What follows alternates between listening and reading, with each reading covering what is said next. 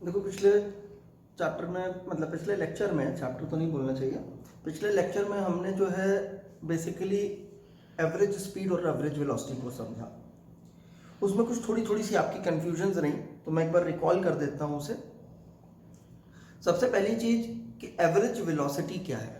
Average velocity का मतलब total displacement upon total time taking, ठीक है ना। अब डिस्प्लेसमेंट क्या है? इनिशियल पॉइंट और फाइनल पॉइंट को ज्वाइन करने वाली line segment directed from initial to final. अगर एक पार्टिकल यहां से मूव करना शुरू करता है, इस पाथ को फॉलो करता है और यहां पहुंच जाता है, ए से चला था बी पे पहुंच गया, तो उसकी डिस्प्लेसमेंट कितनी है? ए और बी को हम ज्वाइन करते हैं स्ट्रेट लाइन से, ये उस डिस्प्लेसमेंट का मैग्नीट्यूड है। This is the magnitude of the displacement. इस डिस्प्लेसमेंट की डायरेक्शन क्या है? अगर वो गया है फ्रॉम ए टू बी, इस तरह से होते हुए गया है, ये पाथ है उसका जिससे वो गया है, तो डिस्प्लेसमेंट क्या हुई? ये ए से बी की तरफ जो डायरेक्टेड है वेक्टर ए बी वेक्टर, ये डिस्प्लेसमेंट हुई। Displacement is A B vector. Magnitude कितना हुआ? Straight line segment A B की लेंथ के बराबर। और डिस्टेंस कितना है? इस कर्व की लेंथ प्लस इस कर्व की लेंथ, ये आपके पास डिस्टेंस है। तो डिस्टेंस और डिस्प्लेसमेंट दोनों अलग अलग है, तो एवरेज स्पीड और एवरेज वेलोसिटी दोनों अलग अलग निकलेंगी आपकी। अगर मान लीजिए एक पार्टिकल सर्कुलर पाथ में मूव करता है,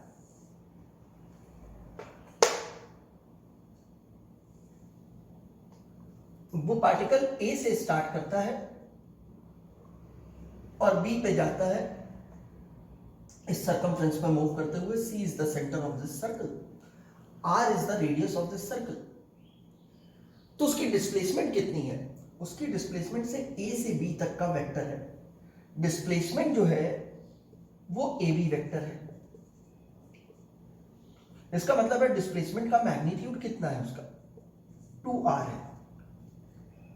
यहां से यहां तक की ये लेंथ हो गई। डिस्टेंस कितना है उसका ट्रेवल्ड?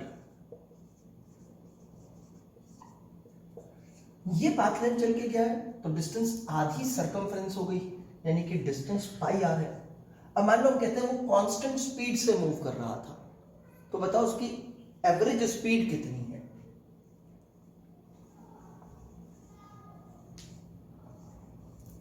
तो एवरेज स्पीड हुई total distance upon total time taken. Total distance कितना हुआ? पाई आर। और टाइम टेकन कितना हो गया? टाइम तो दिया नहीं है हमारे को, डिस्टेंस तो हमें मिल गया, लेकिन हमें एक चीज दी गई है कि वो कांस्टेंट स्पीड से चल रहा है। वैसे कांस्टेंट स्पीड है तो एवरेज वही आएगी। अब टाइम लिखना है मेरे को, तो मैं क्या लिख सकता हूँ? जो उसने डिस्टेंस ट्रेवल किया उसको डिवाइड कर दूं स्पीड से, तो यानी कि वी आ गई, ये उसकी एवरेज स्पीड है। लेकिन अगर मैं कहूं एवरेज वेलोसिटी, सपोज सिर्फ मैग्नीट्यूड बताना है मुझे एवरेज वेलोसिटी का, तो एवरेज वेलोसिटी के लिए टोटल डिस्प्लेसमेंट का मैग्नीट्यूड लेना पड़ेगा मेरे को, वो है 2r का। और टाइम टेकन के लिए डिस्टेंस तो वो इसी पाथ से होके गया है, टाइम तो उसको यही लगेगा जो यहां लगा था, यानी कि पाई आर बाय वी। तो ये हो गया 2 बाई पाई इंटू वी। ये एवरेज वेलोसिटी आई हमारे पास। दोनों अलग अलग आ रहे हैं हमारे पास। अगर पार्टिकल चलता है वापस ए पे आ जाता है ए से चल के, तो डिस्प्लेसमेंट का मैग्नीट्यूड कितना हुआ? 0। पार्टिकल लौट आया, तो ऐसे केस में अगर पार्टिकल जहां से चला था वहीं वापस लौट आ जाता है, तो उसकी डिस्प्लेसमेंट का मैग्नीट्यूड 0 है, तो उसकी एवरेज वेलोसिटी का मैग्नीट्यूड भी 0 होगा। लेकिन एवरेज स्पीड 0 नहीं निकलेगी, क्योंकि एवरेज स्पीड के लिए तो डिस्टेंस लेना है, और एक बार पार्टिकल चल गया तो डिस्टेंस 0 नहीं होता, आपको बताया था। तो एक आपकी ये कंफ्यूजन थी कि पार्टिकल, एक क्वेश्चन आप लोगों ने पॉइंट आउट करके भेजा कि इसमें आंसर 0 है, तो दूसरे वाले का फिर पॉइंट करके भेजा इसमें क्यों नहीं है। एक में एवरेज वेलोसिटी पूछी थी, एक में एवरेज स्पीड पूछी थी। एवरेज वेलोसिटी में पार्टिकल वापस लौट आया तो डिस्प्लेसमेंट 0, इसलिए रिजल्ट आंसर भी 0 हो गया एवरेज वेलोसिटी का। लेकिन एवरेज स्पीड पूछ ली तो उसको थोड़ी मतलब है कि इनिशियल पॉइंट पे लौटा या नहीं लौटा, उसमें तो हमें देखना है डिस्टेंस कितना ट्रेवल किया। अगर ए से चल के वापस ए पे आता है तो डिस्टेंस ट्रेवल तो 2 पाई आर हो गया, सर्कमफ्रेंस पे चलता हुआ गया है वो, ठीक है ना। वो 0 हुआ, डिस्प्लेसमेंट कितनी होगी? 0 होगी। तो एक ये था। दूसरा ये कि जब पार्टिकल कर्व पाथ पे मूव कर रहा होता है, किसी भी इंस्टेंट पे मुझे उसकी वेलोसिटी की डायरेक्शन चाहिए, तो उस पॉइंट पे आप कर्व के पे टेंजेंट ड्रॉ कर दीजिए। वो टेंजेंट उसकी वेलोसिटी की डायरेक्शन देगी। जैसे मैं कहूं ये कर्व का मैंने बहुत छोटा सा पार्ट ले लिया, पार्टिकल ऐसे मूव कर रहा था, आपको मालूम है। मैं कहूं यहां पे उसकी वेलोसिटी की डायरेक्शन क्या है,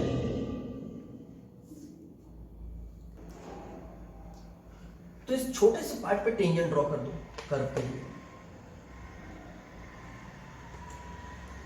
इस जगह पे जो वेलोसिटी है उसकी डायरेक्शन ये हो गई, ऐसे मूव कर रहा था ना, तो यहां से यहां जा रहा था, तो इस डायरेक्शन का ही लिया हमने, इस जगह से इस जगह गया है ऐसे पाथ में, तो ये डायरेक्शन ली। अगर ये उल्टा जा रहा होता, ऐसे जा रहा होता, तो यही डायरेक्शन इसके ऑपोजिट आ जाती। मैं पूछूं यहां पे, तो इसके पास का एक छोटा सा रीजन ले लो ये, अब यहां पे टेंजेंट ड्रॉ कर दो इसी कर्व पे, ये आपने टेंजेंट ड्रॉ की, ये मान लो पॉइंट नंबर 1 था, तो ये पॉइंट नंबर 1 पे वेलोसिटी की डायरेक्शन है, ये पॉइंट नंबर 2 है, तो यहां पे वेलोसिटी की डायरेक्शन ये हो गई। तो किसी भी कर्व पे किसी पॉइंट पे अगर आपको वेलोसिटी निकालनी है किसी पोजीशन पे, यानी कि इंस्टेंटेनियस वेलोसिटी, उस पर्टिकुलर इंस्टेंट की वेलोसिटी निकालनी है, तो आप क्या करोगे, उस पॉइंट पे टेंजेंट ड्रॉ करोगे। ये पाथ है जिस पे पार्टिकल चलता हुआ जा रहा है। जैसे अब इस पाथ पे पार्टिकल ऐसे चलता हुआ जा रहा है, मैं कहूं यहां पे उसकी वेलोसिटी की डायरेक्शन, तो यहां पे आप एक छोटा सा पार्ट ले लो इस कर्व का, ये ले लिया मैंने छोटा सा पार्ट, टेंजेंट ड्रॉ कर दो यहां की। मूव ऐसे कर रहा है तो टेंजेंट मैंने इस तरफ ड्रॉ की है, ये वाली डायरेक्शन जो है वो वेलोसिटी वेक्टर की डायरेक्शन हो गई इस जगह की। ये अगर पॉइंट 1 है तो ये v1 वेक्टर हो गया। ऐसे ही अगर मैं a पे पूछूं तो a के पास में एक छोटा सा रीजन ले लो, ये a पे इंस्टेंटेनियस वेलोसिटी की डायरेक्शन हो गई ऐसे, ये वेलोसिटी a की डायरेक्टेड हो गई इधर, ठीक है। ऐसे ही मान लो मैं इस पॉइंट के लिए पूछूं, कौन सा पॉइंट है आपको क्लियर करूं मैं, ये सेंटर था, ये पॉइंट लिया मैंने यहां वाला, तो ये छोटा सा पार्ट ले लो इस कर्व का। अब टेंजेंट ड्रॉ करो, टेंजेंट ये ड्रॉ कर दी हमने, डायरेक्शन ही मार्क कर रहे हैं आप यहां पे, कैसे मूव कर रहा था पार्टिकल, ऐसे मूव कर रहा था, तो यहां से यहां गया तो डायरेक्शन इस तरफ की हो गई। ये अगर पॉइंट मान लो डी है, तो ये वीडी की डायरेक्शन हो गई हमारे पास, ठीक है। अब मान लो मैं आपसे पूछूं कि पार्टिकल ए से चलते चलते इस पाथ पे घूमते घूमते डी पे पहुंच गया, बताओ उसकी एवरेज वेलोसिटी की डायरेक्शन क्या है। तो एवरेज वेलोसिटी की डायरेक्शन जो है वो डिस्प्लेसमेंट की डायरेक्शन होती है, एवरेज वेलोसिटी की डायरेक्शन डिस्प्लेसमेंट की डायरेक्शन। तो डिस्प्लेसमेंट क्या होगी, ए और ए से चला था डी पे पहुंचा है, ए और डी को ज्वाइन कर दो, ये डायरेक्शन ये होगी डिस्प्लेसमेंट, यहां से यहां तक ये डिस्प्लेसमेंट है। तो जो डी पे एवरेज वेलोसिटी आएगी, ए से डी की एवरेज वेलोसिटी, उसकी डायरेक्शन क्या हो जाएगी, ए से डी, यानी कि डिस्प्लेसमेंट की डायरेक्शन में।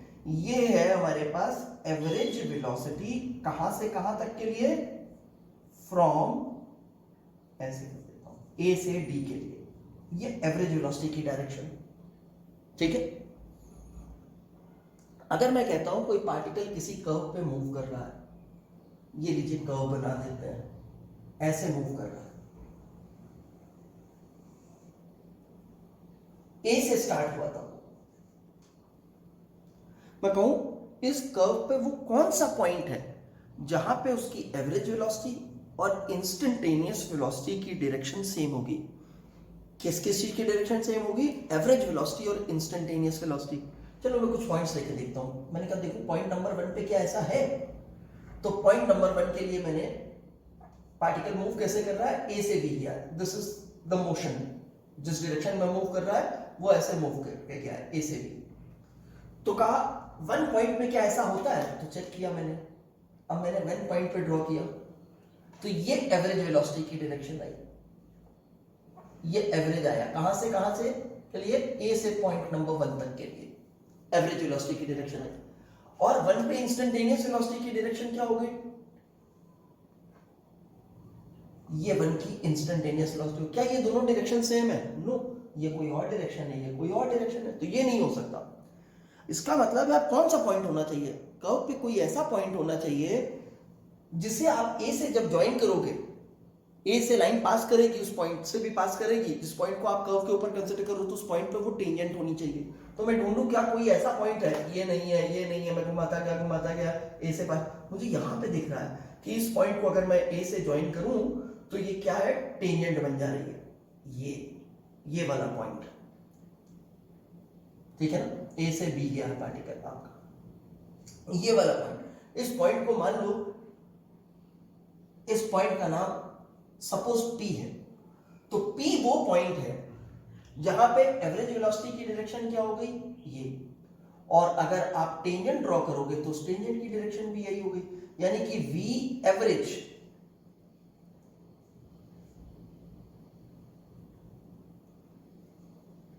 ए से पी के लिए इज पैरेलल टू वीपी।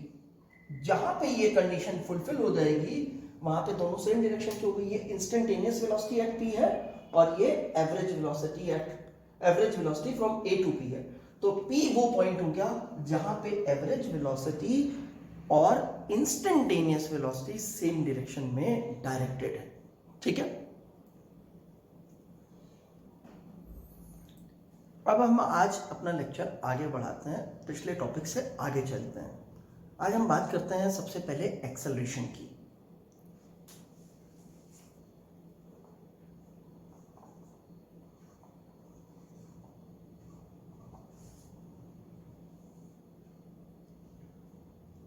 अब एक्सेलरेशन क्या चीज है, rate of change of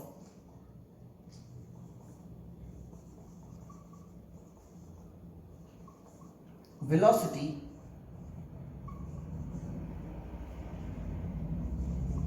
with time is called acceleration.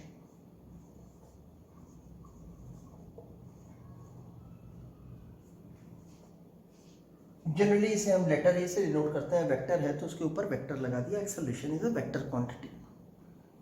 Rate of change of velocity with time, सबसे पहली चीज है, क्या चीज हो रहा है, बात हो रही है चेंज इन वेलोसिटी की। वेलोसिटी कैसे कैसे चेंज हो सकती है ये हम सोचें कि वेलोसिटी कब कब चेंज होगी।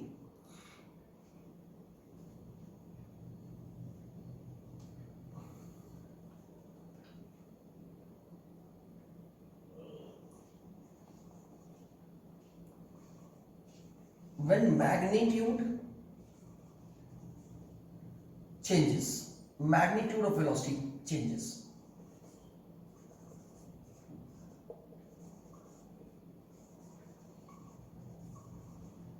but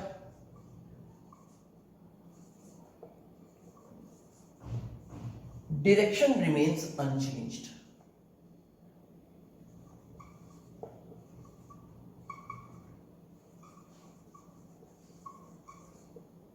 मतलब एक केस आया जब वेलोसिटी का मैग्नीट्यूड चेंज करेगा पर डायरेक्शन नहीं चेंज करेगी।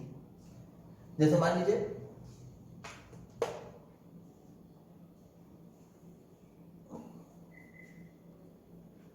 पार्टिकल ए पे है, उसकी वेलोसिटी इस तरफ डायरेक्टेड है और ये वेलोसिटी है वी ए। पार्टिकल बी पे पहुंच गया तो बी पे उसकी जब वेलोसिटी देखी गई तो वो वी बी थी और ऐसे डायरेक्टेड थी, मूव इसी स्ट्रेट लाइन पे कर रहा है पार्टिकल। फिर पार्टिकल सी पे पहुंच गया, सी पे उसकी वेलोसिटी इधर डायरेक्टेड है, मैग्नीट्यूड वीसी हो चुका है और डायरेक्शन ये। अब देखो ए पे जो वेलोसिटी है, सपोज ये डायरेक्शन ईस्ट है, आप मान लो कि दिस डायरेक्शन इज ईस्ट। मैं कुछ वैल्यूज लिखता हूं, मैंने वीए की वैल्यू लिखी 2 मीटर पर सेकेंड ईस्ट, वीबी की वैल्यू लिखी मैंने 4 मीटर पर सेकेंड ईस्ट। अब आप देख रहे हो ए से बी जाने में क्या डायरेक्शन चेंज हुई, जो ए पे डायरेक्शन वही बी पे डायरेक्शन है, लेकिन मैग्नीट्यूड तो चेंज कर गया। तो मैं यही कह रहा हूं मैग्नीट्यूड तो बदलता है पर डायरेक्शन नहीं बदलती। वीसी की भी वैल्यू लिख लेते हैं 6 मीटर पर सेकेंड मान,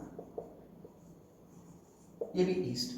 तो इसका मतलब है एक्सेलरेशन चेंज कर सकता है जब मैग्नीट्यूड वेलोसिटी का चेंज होगा पर उसकी डायरेक्शन नहीं चेंज होगी। एक कंडीशन ये होगी। कब कब एक्सेलरेशन चेंज होगा हम ये लिखना चाहते हैं, सॉरी कब कब एक्सेलरेशन होगा हम ये लिखना चाहते हैं, ठीक है ना।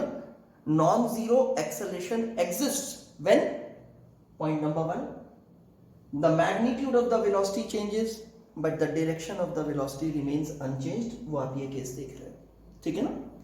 अब दूसरा केस देखते हैं।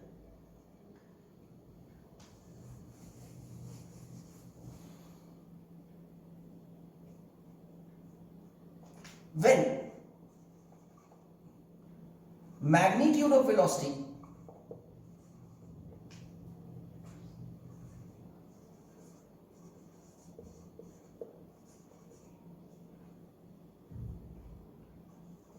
remains constant,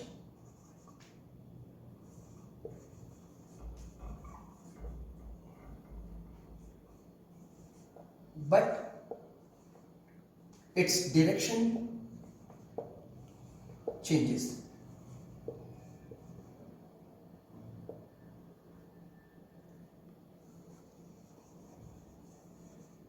अब मैं कह रहा हूं मैग्नीट्यूड नहीं चेंज करता पर डायरेक्शन चेंज करती है वेलोसिटी की। जैसे मान लीजिए a particle moving in a circular path with constant speed. Suppose a particle is tracing a circle of radius r in anti-clockwise sense with speed 4 metre per second. 4 metre per second की speed से एक particle जो है एक circular path में move कर रहा है, जिसका सेंटर मान लो आप O है। O is the centre, origin that is. और ये वाली लाइन जो है that is X axis and this line is Y axis. Radius भी चलो मैं मान लेता हूं इसकी 7 मीटर की रेडियस है and the particle is moving with a speed of 4 metre per second in anti clockwise sense. तो ये पॉइंट ए है। मैंने कहा ए पे उसकी वेलोसिटी क्या होगी। अब एंटी क्लॉकवाइज चल रहा है तो मतलब ऐसे चल रहा होगा।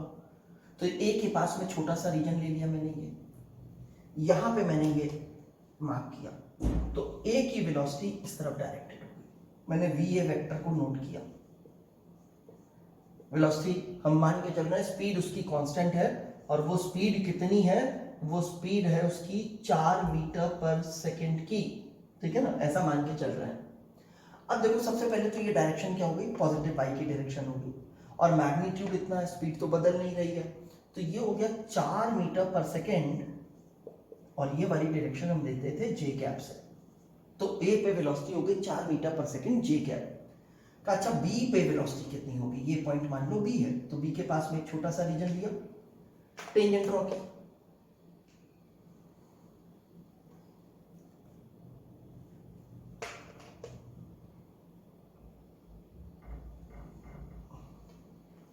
ये वी बी वेक्टर हुआ। अब स्पीड तो कांस्टेंट है तो इस वेक्टर का मैग्नीट्यूड भी 4 मीटर पर सेकेंड ही रहेगा, 4 मीटर पर सेकेंड। पर डायरेक्शन कौन सी हो गई, ये वाली डायरेक्शन तो नेगेटिव एक्स एक्सिस के अलोंग डायरेक्टेड है। नेगेटिव एक्स एक्सिस को माइनस आई कैप से डिनोट करते थे तो माइनस आई कैप लिख दिया। इसी चीज को आप चाहो तो ऐसे भी लिख सकते हो कि V B equals to -4 metre per second I cap. ये इसका मैग्नीट्यूड हो गया 4 मीटर पर सेकेंड और माइनस आई कैप इसकी डायरेक्शन हो गई। अब ए से बी में क्या कोई एक्सेलरेशन हुआ है, तो बिल्कुल हुआ है। भले ही मैग्नीट्यूड नहीं हुआ 4 metre per second, 4 metre per second ये चेंज नहीं हुआ, पर डायरेक्शन तो चेंज हो गई ना। तो ये हमारा सेकेंड केस है कि एक्सेलरेशन तब एग्जिस्ट करेगा जब क्या होगा, मैग्नीट्यूड वेलोसिटी का चेंज नहीं होता पर डायरेक्शन चेंज होती। तो एक ये केस हो गया हमारे पास, ठीक है, क्लियर है जी। मैग्नीट्यूड जो है वो कांस्टेंट है पर डायरेक्शन बदलती रहती है, हर जगह डायरेक्शन बदल रही है। यहां से ये यहां पे आया तो डायरेक्शन ये हो गई वेलोसिटी की, इस तरह से डायरेक्टेड हो गई यहां पे वेलोसिटी। ये यहां पे प्रेजेंट है तो वेलोसिटी की डायरेक्शन इस जगह पे ये हो गई। ऐसे वेलोसिटी तो लगातार डायरेक्शन बदल रही है पर उसका मैग्नीट्यूड 4 मीटर पर सेकेंड। ये आपको कहा गया कि a particle moves with constant speed in a circle of radius 7 metre in anti clockwise sense.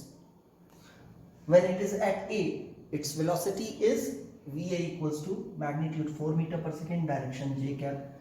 Its velocity at B is, वो हमने मार्क कर दी। अच्छा चलो एक पॉइंट मैं और मार्क कर देता हूं, C का ये पॉइंट जो है वो C है। ये एंगल आपको कहा 60 डिग्री का है, ठीक है ना, ये पॉइंट ए था आपका। मैंने कहा सी पे बताओ वेलोसिटी कितनी है। अब सी की वेलोसिटी लिखनी है मेरे को। सबसे पहले तो सी पे टेंजेंट बना लो,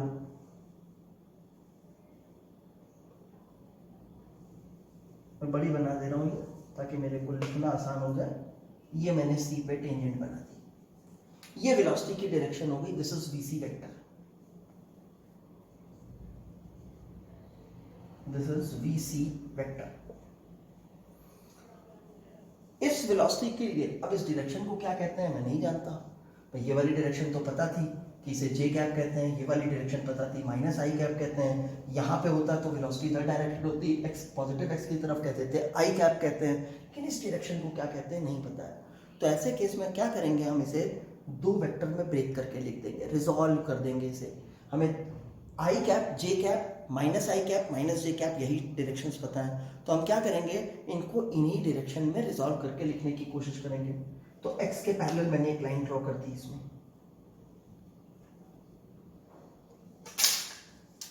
और एक लाइन में y के पैरेलल ड्रॉ कर देता हूं, बाकी चीजें हटा देता हूं यहां से, कोई कंफ्यूजन ना रहे हमें।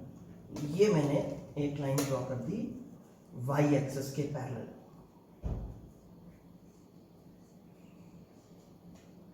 अब रिजॉल्व करने के लिए ये पॉइंट भी हटा लेते हैं, सी से ही अपने को मतलब है सर। ये वेक्टर हमारा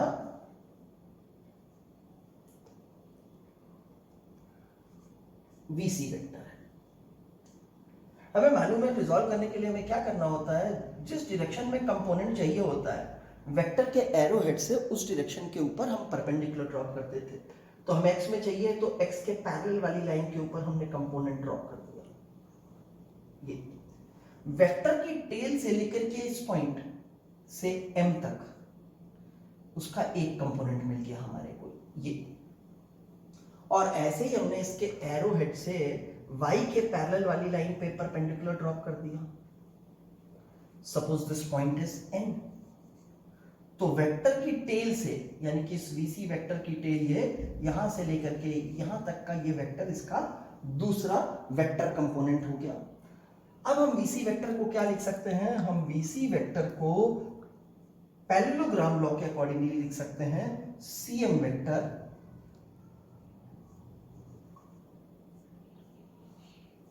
प्लस CN वेक्टर।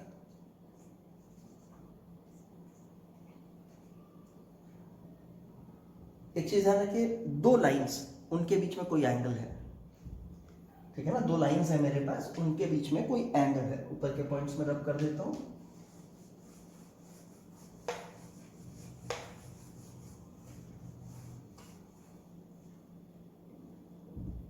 कोई भी दो लाइंस बना दूंगा,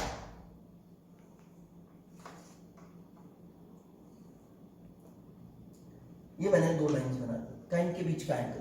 इनके बीच में आपको दो तरह के एंगल मिलेंगे, एक एक्यूट दिख रहा है, एक ऑब्ट्यूज दिख रहा है। सपोज मैंने एक्यूट वाला एंगल लिया, ये थीटा। अगर मैं इन दोनों लाइन के परपेंडिकुलर ड्रॉ करूं, यानी कि एक लाइन इस लाइन के परपेंडिकुलर, सपोज ये लाइन L1 है और ये लाइन L2 है, मैंने कहा L2 का नॉर्मल ड्रॉ करूं, यानी कि L1 का नॉर्मल ड्रॉ करूं, यानी कि L1 के परपेंडिकुलर एक लाइन ड्रॉ करूं। चलो मैं ड्रॉ कर देता हूं एक लाइन L1 के परपेंडिकुलर। ये लाइन जो L1 के परपेंडिकुलर ड्रॉ की है मैंने, ये नॉर्मल हो गया N1 का। ऐसे ही मैंने कहा एक लाइन ड्रॉ कर दो जो कि परपेंडिकुलर हो L2 लाइन के, तो चलो L2 के भी एक परपेंडिकुलर लाइन ड्रॉ कर देता हूं। मान लो ये लाइन ड्रॉ कर दी मैंने, एक लाइन ये ड्रॉ की थी, ये वाली लाइन क्या थी, इसे N1 कहा, that is normal to L1, और इस वाली लाइन का नाम दे दिया मैंने N2, नॉर्मल टू N2। ये दोनों, ये लाइन जो है वो N1 जो है वो L1 के परपेंडिकुलर है, और N2 जो है वो L2 के परपेंडिकुलर है। तो मैं कह रहा था दो लाइंस के बीच में जो एंगल होता है वही उनके नॉर्मल्स के बीच का एंगल होता है, ये आप याद रखोगे। The angle between two lines is equal to the angle between the normals of the two lines, between the normals to the two line, ठीक है ना। इसका मतलब है n1 और n2 के बीच में जो एंगल होगा अक्यूट वाला, जैसे मैंने इसमें दोनों लाइंस के बीच में अक्यूट लिया था, तो इन दोनों लाइंस के बीच में भी n1 और n2 के बीच में जो अक्यूट वाला एंगल है, ये वाला, ये थीटा ही होगा। This angle will be theta. इसे आप याद रखोगे, ठीक है ना। आप निकालना चाहो तो इसे आप निकाल भी सकते हो आसानी से कंक्लूड करके। वर्कआउट करना चाहोगे तो ये वर्कआउट भी हो जाएगा आपके पास। यहां से यहां तक का ये एंगल कितना हो गया, का ये तो 90 डिग्री है, इसमें तो कोई प्रॉब्लम ही नहीं है कि ये 90 डिग्री है। अच्छा ठीक है, तो फिर ये एंगल कितना हो गया, मैं इसको थोड़ा सा बड़ा कर दूं तो आपको क्लियरली दिखे कि ये 90 है। इस 90 में से ये थीटा माइनस कर दूं तो ये 90 माइनस थीटा हो गया। ये एंगल कितना है, 90 हो गया। ये एंगल मान लो x है। अब ये ट्राइंगल हो गया P Q R, एक ट्राइंगल। ट्राइंगल के तीनों एंगल्स का सम 180 डिग्री होता है। अब तीनों एंगल्स को मैं ऐड करके देखूं, एक एंगल है 90 minus theta, 90 degree minus theta. दूसरा एंगल है मेरे पास 90 डिग्री का, ये वाला, प्लस 90 डिग्री। तीसरा एंगल है मेरे पास x, x मान लेते हैं इसे, इक्वल्स टू तीनों एंगल का सम 180 डिग्री।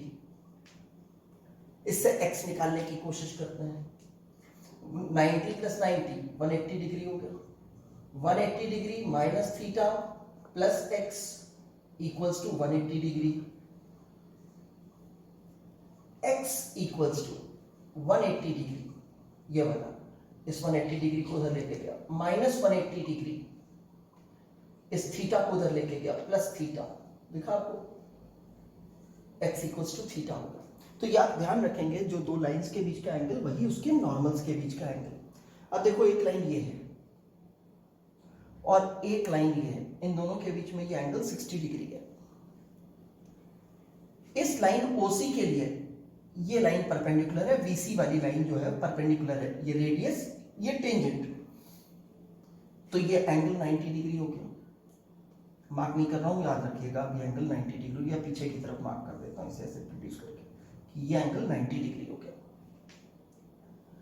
इस लाइन के लिए, एक्स एक्सिस के लिए, ये वाली लाइन जो पैरेलल टू y बनाई है परपेंडिकुलर है। इसका मतलब है इन दो लाइंस के बीच में जो भी एंगल है वही एंगल होगा इस लाइन और इस लाइन के बीच में। अक्यूट वाला मार्क किया तो ये भी अक्यूट वाला ही मार्क कर लो, ये 60 डिग्री का एंगल हो गया, दिस इज 60 डिग्री। और ये एंगल कितना हो गया हमारे पास फिर 30 डिग्री। अब ये वाला कंपोनेंट कितना हो गया, VC cos 60, ये कंपोनेंट हो गया VC cos 60 degree, sorry magnitude लेना था, पहले वेक्टर का मैग्नीट्यूड लिया, जिस डायरेक्शन के cos 30, सॉरी, जो वेक्टर और जिस डायरेक्शन में कंपोनेंट निकाल रहे हैं उसका। इस कंपोनेंट को मैं फिर से नाम दे रहा हूं, मान लो ये Vx है और ये वाला कंपोनेंट जो है वो Vy है। तो Vx की बात की मैं, Vx का मैग्नीट्यूड लिखा ये। अब डायरेक्शन क्या है ये वाली, ये डायरेक्शन तो पॉजिटिव x की ही डायरेक्शन है। ऐसे मार्क करूं, अगर ये ईस्ट में है तो ये फिंगर भी तो ईस्ट में ही पॉइंट कर रही है। तो अगर ये i कैप है तो ये डायरेक्शन भी i कैप है। तो ये वेक्टर में कर दूं तो इसे i कैप लिख दिया मैंने। Vc की वैल्यू 4 मीटर पर सेकेंड शायद ली थी मैंने, तो 4 मीटर पर सेकेंड लिखता हूं Vc की वैल्यू 4 मीटर पर सेकेंड। और cos 30 की वैल्यू आ गई √3/2, i कैप अपनी जगह। तो Vx मेरे को मिल गया, 2 से कैंसिल किया, 2√3 metre per second i cap. इसी तरह का Vy निकाल लो, तो Vy की वैल्यू कितनी हो जाएगी, पहले तो जिस वेक्टर का कंपोनेंट है उस वेक्टर का मैग्नीट्यूड Vc का कंपोनेंट है, तो Vc का magnitude that is 4 metre per second. फिर Vc और जिस डायरेक्शन में कंपोनेंट निकाल रहे हो उनके बीच के एंगल का कोसाइन, तो आप Vc और इस डायरेक्शन में निकाल रहे हैं उसके बीच का एंगल 60 डिग्री है, तो ये cos 60 आ गया, cos 60 डिग्री। और ये वाली डायरेक्शन हो गई आपके पास j कैप। इसको थोड़ा सिंप्लीफाई कर दें, cos 60 हाफ होता है, हाफ इसमें मल्टीप्लाई किया तो ये आ गया 2 metre per second j cap. यानी कि वीसी वेक्टर को मैं लिख सकता हूं कि वीसी वेक्टर जो है उसकी मैग्नीट्यूड एंड डायरेक्शन दोनों चीजें आएंगी मेरे पास। एक मैंने लिख दिया 2√3 आई कैप प्लस 2 जे कैप मीटर पर सेकेंड, ठीक है ना, ये वाली वेलोसिटी प्लस ये वाली वेलोसिटी। अब मैंने कहा था स्पीड कांस्टेंट है, तो चेक करो क्या वीसी का स्पीड वीसी का मैग्नीट्यूड कितना है। एक बार वीसी का मैग्नीट्यूड चेक करते हैं कि वीसी का मैग्नीट्यूड कितना है। तो वीसी का मैग्नीट्यूड जो आई का कोफिशिएंट है ये वाला नंबर उसका स्क्वायर यानी कि 2√3 का स्क्वायर प्लस जे का जो कोफिशिएंट है उसका स्क्वायर यानी कि 2 का स्क्वायर। इसको थोड़ा सिंप्लीफाई करते हैं। वीसी का मैग्नीट्यूड इक्वल्स टू 2 का स्क्वायर किया 4, √3 का स्क्वायर किया 3, 4 इंटू 3 12, 2 का स्क्वायर किया 4, तो ये 16 हो गया रूट के अंदर, बाहर निकलेगा 4 हो गया। तो वीसी की वैल्यू अगर यूनिट भी लिख रहे थे हम मीटर पर सेकंड लिख लें, यूनिट हम इसका मीटर पर सेकंड लिख लें यूनिट इसका, तो ये आ गया हमारे पास 4 मीटर पर सेकंड। आप देख लो मैग्नीट्यूड नहीं चेंज हुआ है, वेलोसिटी फिर चेंज हो गई है। ए पॉइंट पे वेलोसिटी कैसे थी, इस तरह से प्रेजेंट थी। ए पॉइंट पे वेलोसिटी कितनी थी, वो 4 मीटर पर सेकंड का मैग्नीट्यूड था। डायरेक्शन क्या थी उसकी, ए पॉइंट ये था आपका, दिस वाज ए पॉइंट। तो वी ए की वैल्यू जो थी वो कितनी थी, वी ए की value V A equals to 4 metre per second, direction ये वाली यानी कि जे कैप थी। वीसी पे कितनी हो गई, मैग्नीट्यूड तो वही 4 मीटर पर सेकेंड रहा है, लेकिन आप देख रहे हो डायरेक्शन बदल चुकी है। ये जे कैप की डायरेक्शन नहीं है, ये मैग्नीट्यूड प्लस डायरेक्शन दोनों लिखे हुए हैं वेक्टर फॉर्म में। तो ये भी एक्सेलरेशन का केस है, यानी कि एक्सेलरेशन के अब हमने क्या क्या केसेस पढ़ लिए कि कब कब बॉडी में एक्सेलरेशन होगा, उसमें क्या क्या पढ़ लिया। एक हमने कहा मैग्नीट्यूड चेंज करेगा पर डायरेक्शन नहीं चेंज करेगी। दूसरा केस हमने बोला डायरेक्शन चेंज करेगी पर मैग्नीट्यूड नहीं चेंज करेगा, ठीक है। जैसे कहा एक ट्रक जा रहा है ईस्ट की तरफ, वो टर्न कर जाता है नॉर्थ की तरफ। जब वो ईस्ट में चल रहा था तो उसकी स्पीड 20 मीटर पर सेकंड थी, अब नॉर्थ में टर्न होने के बाद भी उसकी स्पीड 20 मीटर पर सेकंड है। मैग्नीट्यूड नहीं चेंज हुआ है, लेकिन डायरेक्शन तो बदल गई, पहले ईस्ट थी नॉर्थ थी, तो ये डायरेक्शन चेंज होने के लिए वेलोसिटी चेंज हो गई। वेलोसिटी चेंज हो गई और टर्न लेने में कुछ टाइम भी लगा होगा। जैसे आपको कहा टर्न लेने में उसे 10 सेकेंड लगे, तो टाइम टेकन 10 सेकेंड हो गया। चेंज इन वेलोसिटी आप वेक्टर के फॉर्म से निकालोगे, final velocity minus initial velocity, और उसे डिवाइड करोगे टाइम टेकन से, तो acceleration, rate of change of velocity with time is acceleration, ठीक है। और अब एक तीसरा केस आएगा एक्सेलरेशन का, मैग्नीट्यूड भी चेंज करेगा और डायरेक्शन भी चेंज करेगी, both change, magnitude as well as direction. जैसे मैं इसी ट्रक की बात करता हूं, a truck was moving with velocity, एक बार बोर्ड क्लियर कर लूं,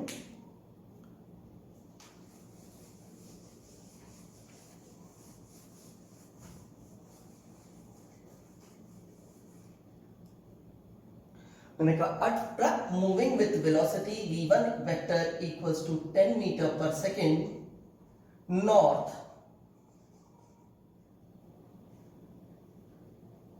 turns towards east and now it moves with velocity 5 metre per second. अब नॉर्थ की तरफ टर्न कर गया है, सॉरी नॉर्थ में था, turns towards east and moves with velocity 5 metre per second. तो वेलोसिटी हो गई 5 मीटर पर सेकेंड ईस्ट की तरफ टर्न ले लिया। अब देखो मैग्नीट्यूड भी बदल गया है और डायरेक्शन भी बदल गई है। कहता है the time taken for the turn, the time taken by the truck to complete the turn या to take the turn is 10 second. Time taken to complete the turn is 10 second. इसमें जो time लगा है वो 10 second का लगा है। आपसे कहता है बताओ एक्सेलरेशन कितना है ट्रक का, तो अब एक्सेलरेशन निकालना है, तो एक्सेलरेशन था rate of change of velocity with time, यहां पे change in velocity upon time हो जाएगा। चेंज इन वेलोसिटी का मतलब, चेंज इन वेलोसिटी मतलब final velocity minus initial velocity. पहले इस वेलोसिटी से चल रहा था, बाद में ये वेलोसिटी हुई है, तो ये फाइनल हुई, ये इनिशियल हुई, तो ये हुआ v2 vector minus v1 vector upon time taken. एक बार हम v1 और v2 वेक्टर्स बना करके देखते हैं। v2 वेक्टर पहले बना लेता हूं, v2 में से v1 माइनस करना, आपको ये तो पता ही है अब कि v2 vector minus v1 vector का मतलब हुआ v2 vector plus negative of v1 vector. ठीक है ना। तो इनको मैं एक बार ड्रॉ करके देखता हूं कि कैसा बनता है। पहले v2 वेक्टर ड्रॉ करते हैं, फाइनल वाला 5 मीटर पर सेकेंड। मान लो ये लाइन मैंने ड्रॉ कर दी, ये एरो, डायरेक्शंस मार्क कर दूं मैं। कैसे डायरेक्शंस ले रहा हूं, एक सेपरेट फिगर में मैंने डायरेक्शंस की मार्किंग कर दी। वो कैसे की मार्किंग उसको देख लीजिए। का ये वाली डायरेक्शन ईस्ट को डिनोट कर रही है, ये वेस्ट को डिनोट कर रही है, ये नॉर्थ को, और ये साउथ को। ये किधर जा रहा है, इस डायरेक्शन में ईस्ट की तरफ, फाइनल वेलोसिटी। अब मेरे को दूसरा वेक्टर जो ड्रॉ करना है, -v1 वेक्टर ड्रॉ करना है। v1 अगर नॉर्थ है तो -v1 साउथ हुआ, तो साउथ नीचे की तरफ है, तो मैंने ये ड्रॉ किया।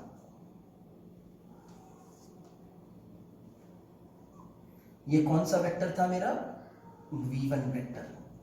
वैल्यू कितनी थी इसकी, 10 सॉरी ये v2 वेक्टर था, sorry v2 vector equals to 5 metre per second east. और ये वेक्टर अब जो मैं लिख रहा हूं, दिस इज v2 वेक्टर। थोड़ा दूर लिख ले रहा हूं इससे क्योंकि मुझे वैल्यू भी लिखनी है। तो v2 vector, v1 vector, sorry v1 vector, v1 vector कितना था, बल्कि मोर प्रिसाइसली -v1 वेक्टर ड्रॉ किया, तो -v1 वेक्टर कर देता हूं इसे। -v1 वेक्टर मैग्नीट्यूड उतना ही जितना v1 का था, यानी कि 10 मीटर पर सेकेंड। डायरेक्शन कौन सी हो गई, साउथ। अब पैरेललोग्राम कंप्लीट करो। ये दो एडजेसेंट साइड्स हो चुके हैं आपके पास पैरेललोग्राम के। Try to complete the parallelogram. ये मैंने पैरेललोग्राम कंप्लीट कर दिया। तो इन दोनों वेक्टर का रिजल्टेंट, वो इनकी कॉमन टेल से जाने वाली डायगोनल हो गई। ये डेल वी हो गया। डेल वी मतलब change in velocity, that is v2 -v1। अब आप देख रहे हो इनिशियल और फाइनल वेलोसिटी में क्या हुआ, मैग्नीट्यूड बदल गया, डायरेक्शन भी बदल गई। तो ये भी एक्सेलरेशन का केस है हमारे पास। अब अगर हमें एक्सेलरेशन निकालना है तो ये लिखा था, इसका मतलब हुआ डेल वी बाई टी। ठीक है ना, वेक्टर्स आपने पढ़ा है, डेल वी आप वेक्टर्स के अकॉर्डिंगली निकाल लो। दो वेक्टर का सब्ट्रैक्शन है, मैग्नीट्यूड और डायरेक्शन दोनों निकालनी होगी आपको, वो आप निकाल लो और लिख दो।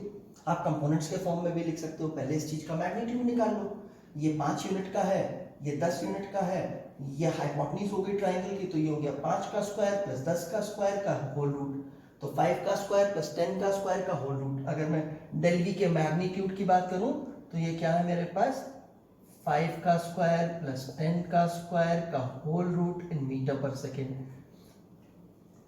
इसका स्क्वायर हो गया, बल्कि इसको मैं ऐसे कर देता हूं, एक स्टेप बढ़ाता हूं, डेल वी का मैग्नीट्यूड लिखता हूं 5 का स्क्वायर प्लस 5 इंटू 2 का स्क्वायर। 10 को मैंने 5 इंटू 2 का स्क्वायर लिख दिया।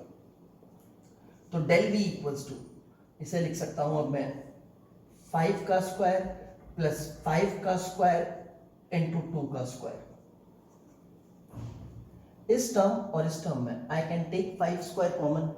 5 स्क्वायर कॉमन कर लो, वो रूट के बाहर आ जाएगा। तो रूट के बाहर 5 स्क्वायर को रूट से बाहर निकालोगे तो 5 निकलेगा, 5 हो गया। रूट में क्या बचेगा, इस 5 स्क्वायर को कॉमन लिया तो यहाँ 1 बचा, ये 5 स्क्वायर निकल गया था तो 2 का स्क्वायर यानी कि 4 बचा, 5 हो गया। 5 रूट 5 मीटर पर सेकेंड। ये चेंज इन वेलोसिटी का मैग्नीट्यूड हुआ।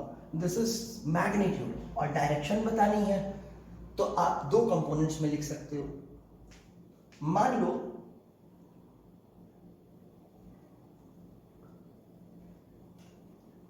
या चलो मेरे को मैग्नीट्यूड बताना था। अभी हम आगे इस चीज को डिस्कस करेंगे, हमें मैग्नीट्यूड बताना था इस एक्सेलरेशन का।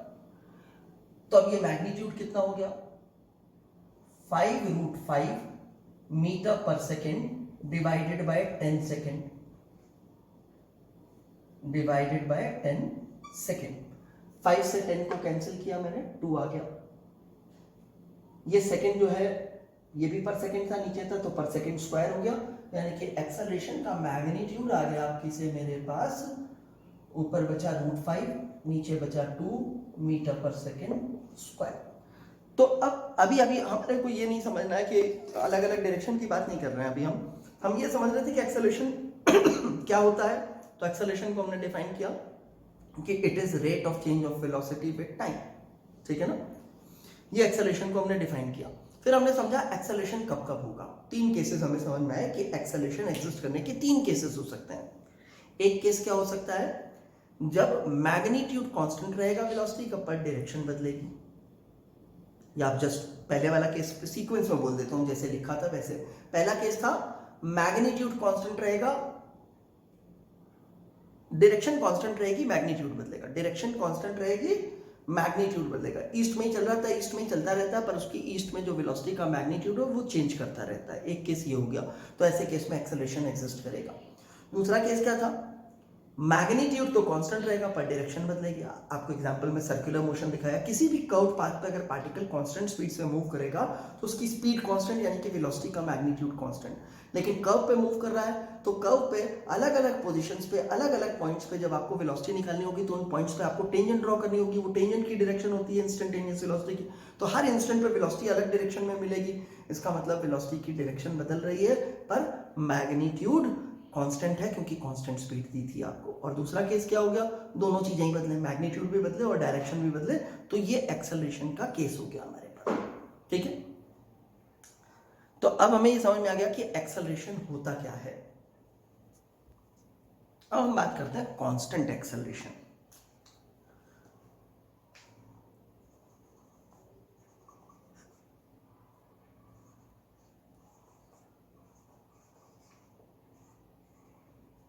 कांस्टेंट एक्सेलरेशन मतलब एक्सेलरेशन कांस्टेंट है।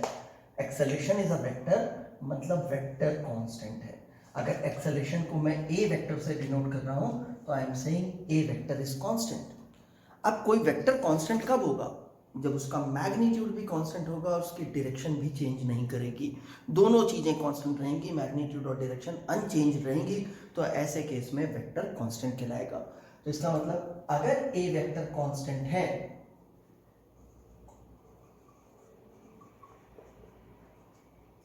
if a vector is constant then magnitude and direction of a vector always remains same।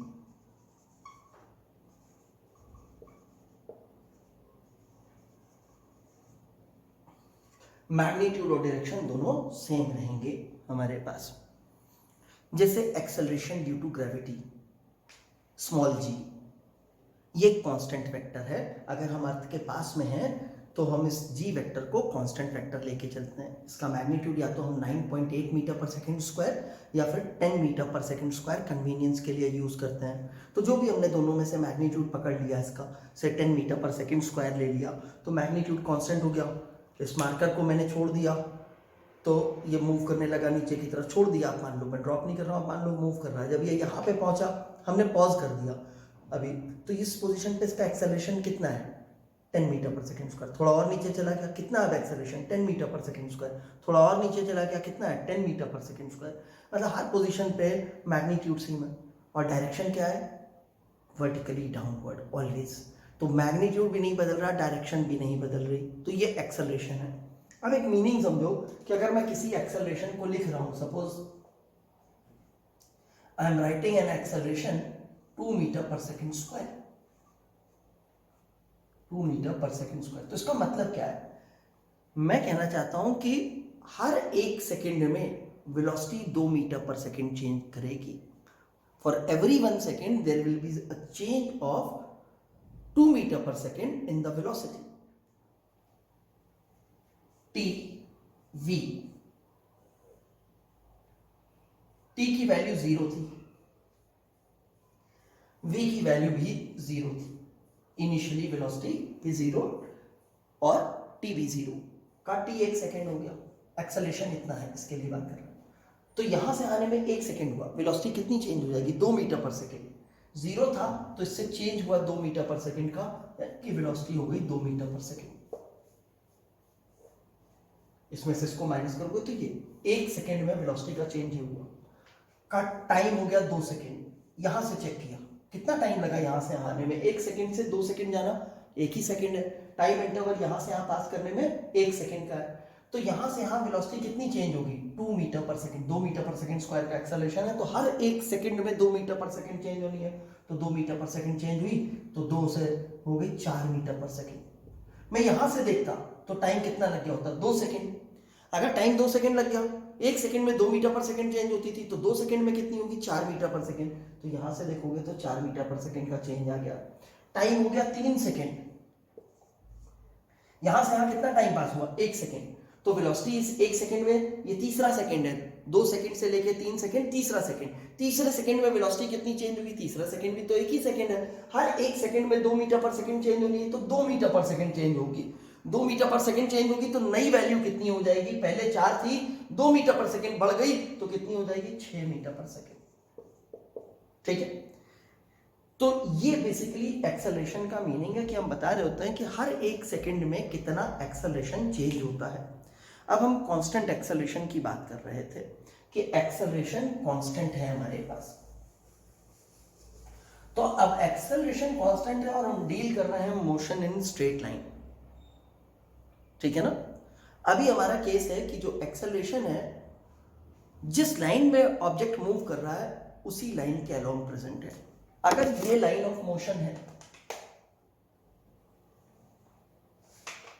ये क्या है, लाइन ऑफ मोशन,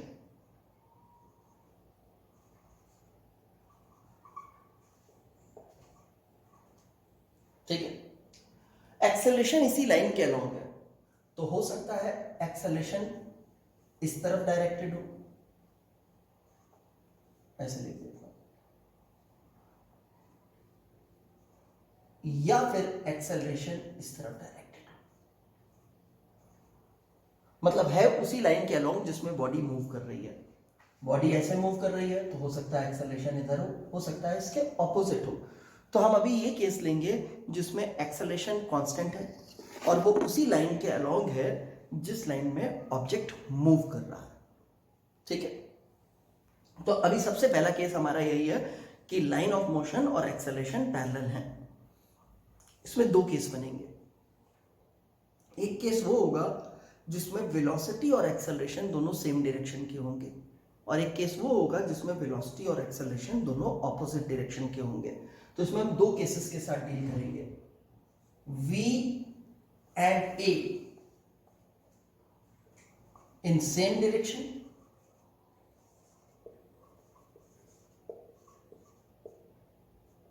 या फिर दूसरा केस होगा V and A in opposite direction।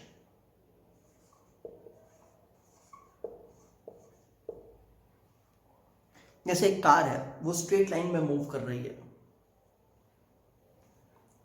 Car की स्पीड 10 मीटर पर सेकेंड है, ड्राइवर एक्सेलरेटर को प्रेस करता है, एक्सेलरेटिंग पैडल प्रेस करता है, तो क्या होगा, एक्सेलरेशन प्रोड्यूस होगा, इस कार की स्पीड 10 मीटर पर सेकेंड से बढ़ने लगेगी, जिस डायरेक्शन में वेलोसिटी है उसी डायरेक्शन में एक्सेलरेशन है।